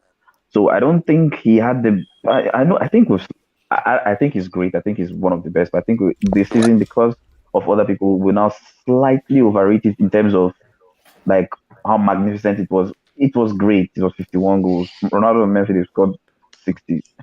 Messi scored 72. But I think compared to other people, well, it was the best basically. You can't score 51 goals but my thing. Yeah. Okay. Let me just play devil's advocate. People will say Bundesliga is a one-team league, and you got most of your goals in the Bundesliga. Fair enough. You got a bunch of goals in the Champions League, but did you ever come clutch? Did you ever score a key goal? Did you ever score an important goal? Did you ever come through scoring for you 51 goals? He's clutch. That's clutch all over. When I mean clutch now, I mean no. He scored one in the semi, right? Wait, Ben, do you know what clutch means? I know what you mean, but I'm just saying, like, so you can't score 51 goals is clutch for the whole season. But go on, sir. No. Clutch is it's not about how many you score, it's when you score. When you Winning score, goal, okay. equalizer. Like Gnabry's goal against Lyon was key because Lyon were Yeah. playing better. Exactly. And remember, Gnabry scored, like, I think, a few minutes after Neuer made that save on Depay. So Right. his goal Ichi, changed the whole course of what the do you game. want? Do you want the best player in the year, or you want the most clutch player? Because you No, have no, to, I'm who was the making an best player? see. My thing is that this is just for a debate and a discussion. I'm making an argument because on one level, Lewandowski deserves it because when you've scored those amounts of goals, you have I done hear me. supremely well based on your role. But I'm just saying that there is an argument for Neuer, there's an argument for Gnabry because even if they didn't score as many goals as them, they came. Not only did they maintain still a high performance, but when it really counted, they came through. So it depends. If you're a judge, what is your criteria? See, my criteria is Dodd. My criteria will always be Dodd. Some people's criteria is forget Dodd. How consistent were you throughout the entire year? So it just depends on how would you criteria. So wait, let me. HH, I agree with So you, I but would I have ask to a ask a question. question. How about I want to ask a question? Wait, HH, wait, sorry. wait. Let me just say this, Okay. and then I'll come to Gatlock, then back to you, and then over to Osasuna. So Porto players are a disgrace. Not only was he a striker racially abused, but they threw chairs at him and they were begging him to stay on the pitch.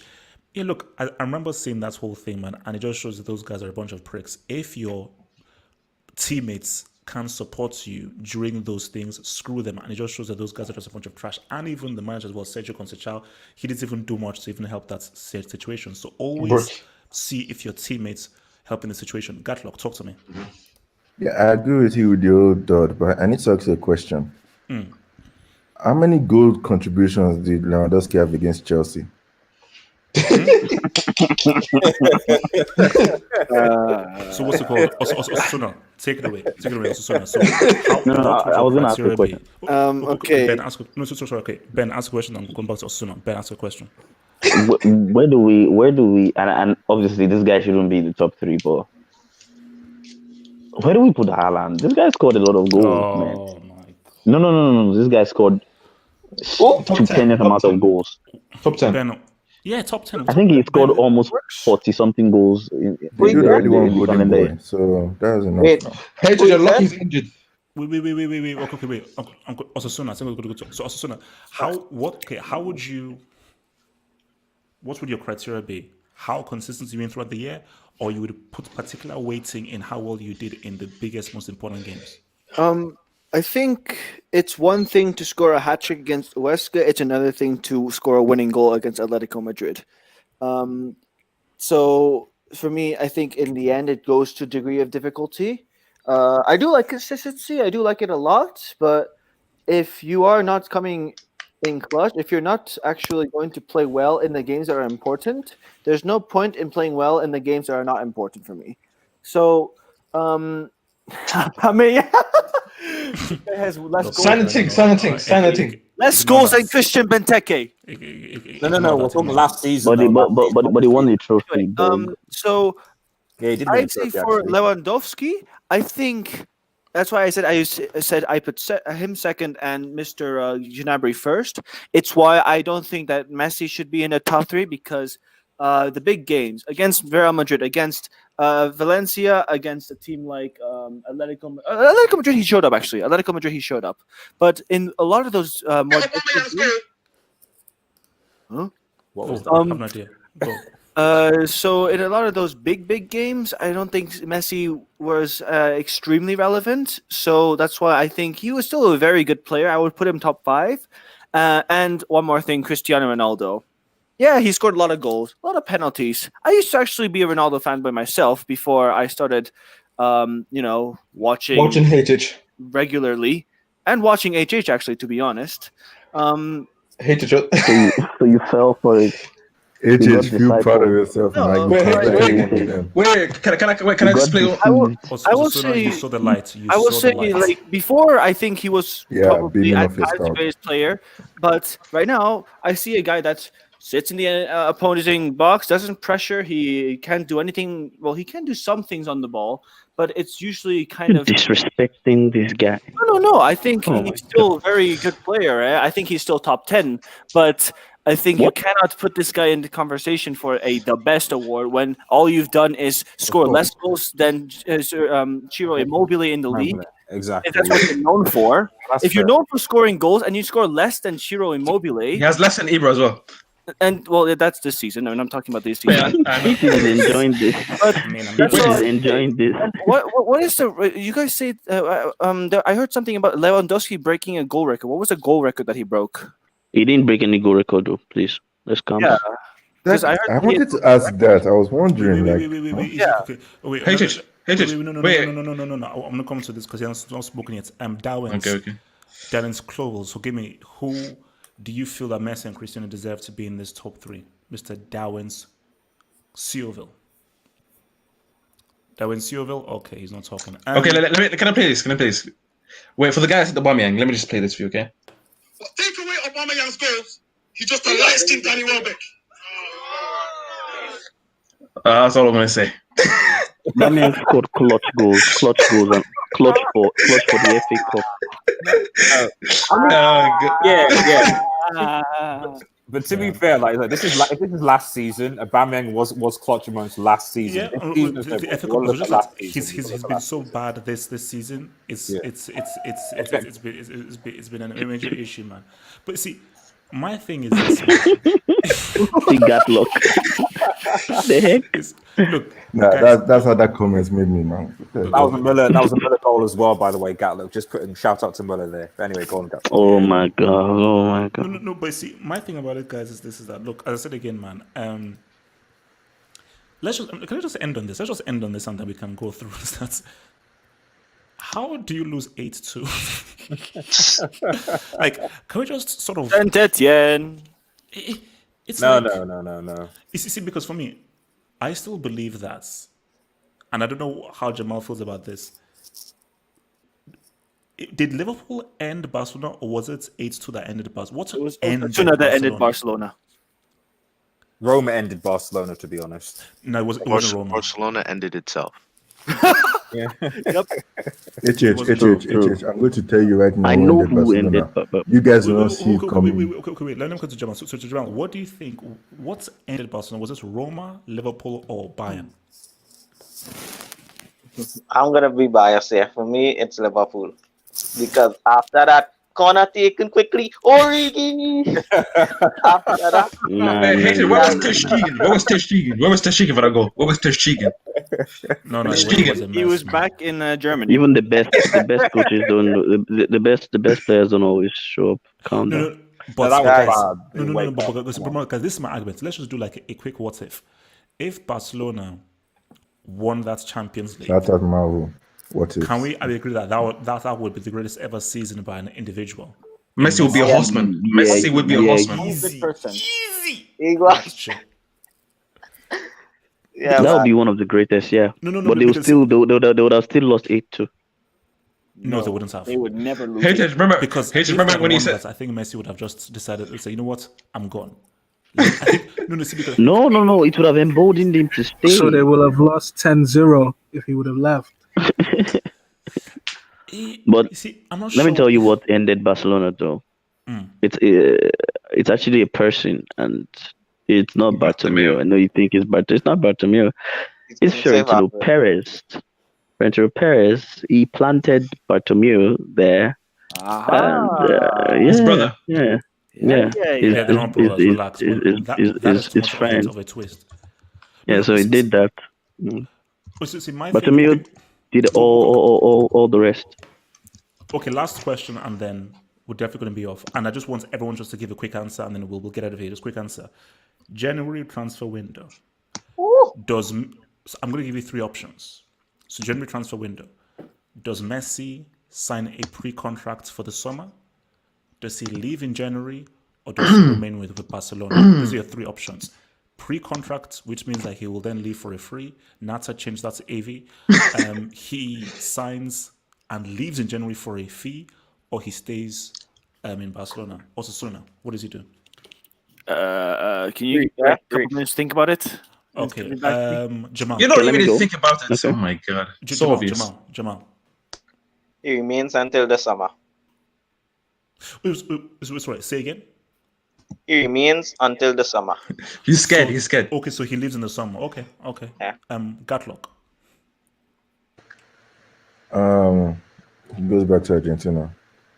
In January or in the summer. Nah, I'm messing with you. Honestly, I don't know where he goes, man. Let's be honest. I honestly don't know. I can't tell but with what do this you guy. think he after those 3 options, does he still remain? Does he sign a pre-contract to then join a team in the summer, or does he leave in January to another team? What is None most of the likely? above. I think he'll just leave in the summer. Okay. Marvelous.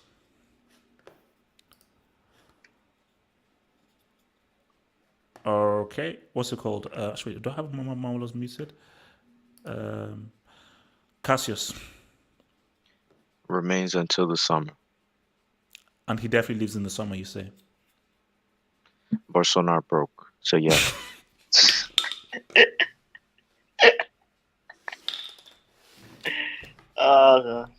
Guys, was it true that Jordi Alba was crying at halftime at Anfield? Is that Yes, true? it's true. Yes, I'm gonna make that picture my avatar. Oh yeah, HH. I think Levante were the team that actually messed up Barcelona. It What was else? 5-4. Osasuna, I'm telling you. 5-4. No, wait. Nah. Ben, talk to me. What does Messi do in January? He's gonna sit his ass down. He's not going anywhere in January. And in the summer, and I bet you in the summer as well, he's not gonna go. Just watch, because the election. No. I can assure you, he's not gonna go. Ben, I'm telling you. I'm not even talking as a fan. I'm telling you what is gonna happen. Ben, listen. The election is gonna happen in. Ben, my friend, if Barcelona finish mid-table and Messi still remains, I'll tell you. I will fight you. I will find where you are and I will fight you if Messi. Okay, Messi let me tell loses you. and You takes remember us to that my Cadiz, guy Elche, that turned off the Huesca? TV when Chelsea were gonna win the Champions League? That guy that turned off the TV. I get. I have. I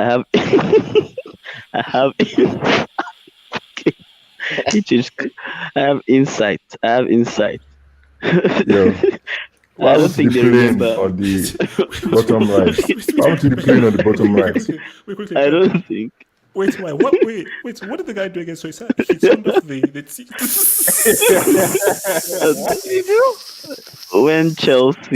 When Drogba was when Chelsea was gonna, I think it was against Bayern, the last minute when Mata was gonna take that corner for Drogba. When we were watching the game, the guy just stood up and turned off the TV. And he said that it's a goal. As we were like shouting at him, "Will you get out from that place?" Then he turned on the TV back, and I saw Drogba kneeling. I wanted to faint. Like, what the? This is real juju. This is how. No. Yeah, so it scarred me. That experience scarred me, man. So, if that happens to me, I'm finding the first flight 1,000 miles away from whoever that individual is.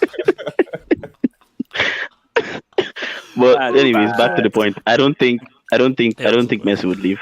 I think the elections. There's a lot. Barcelona is too.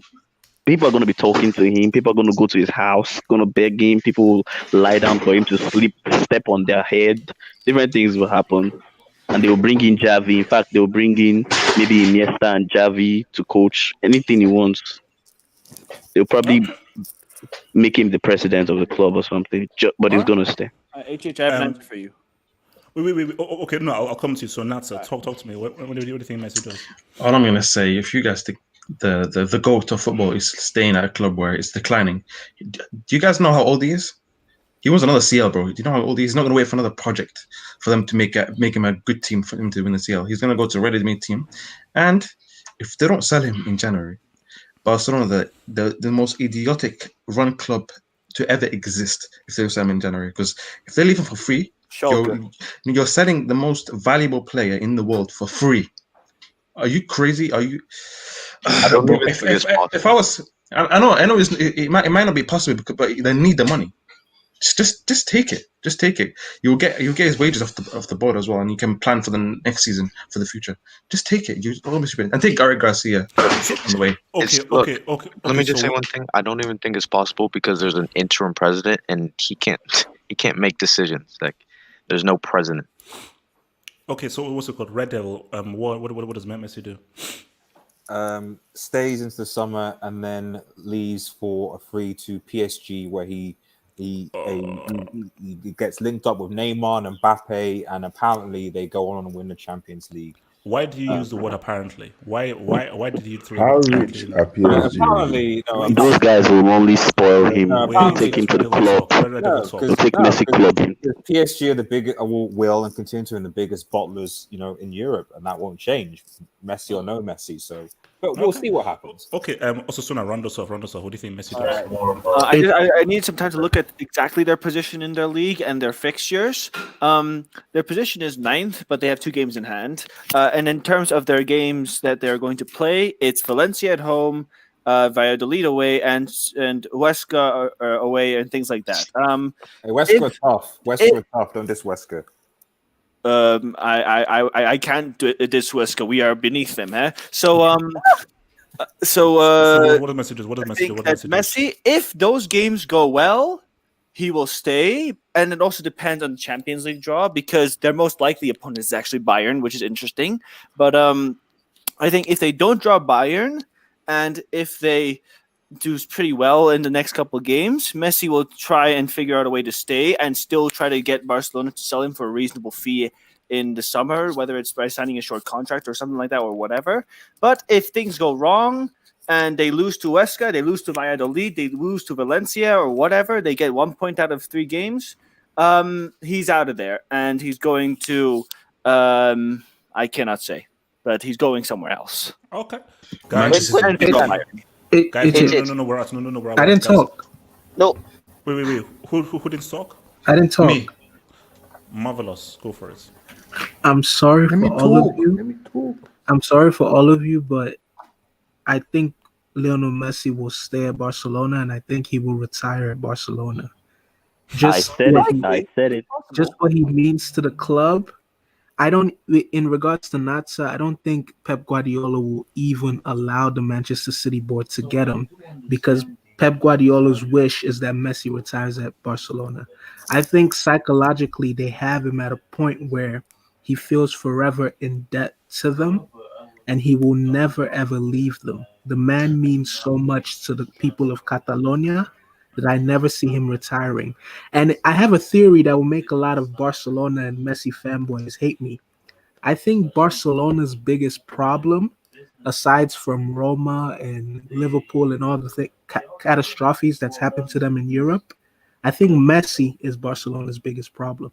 Because I think there's a lot that happens So basically, behind the saying that scenes. no matter what, Messi is going to stay. Is that what you're Messi trying is to cool. say? Yes, I think he's going to stay, but I think he's their biggest problem, because there might be a lot of things going on behind the scenes that we're not privy to as fans, because he holds a lot of weight as a player. And given how Barcelona run and the politic, he might be, Okay. If he goes to Chelsea, hated, we'll say he's a goat. No, guys. We'll see you guys on Sunday. We'll see you guys here on Sunday for the draw preview. Peace out, stay true. Chelsea, we're coming for that treble. Peace. Become a Football Hut member and gain access to cool emojis on the live streams and get access to new YouTube content by clicking the join button here. And to view that new content, head over to the YouTube channel homepage and click on the community tab over here.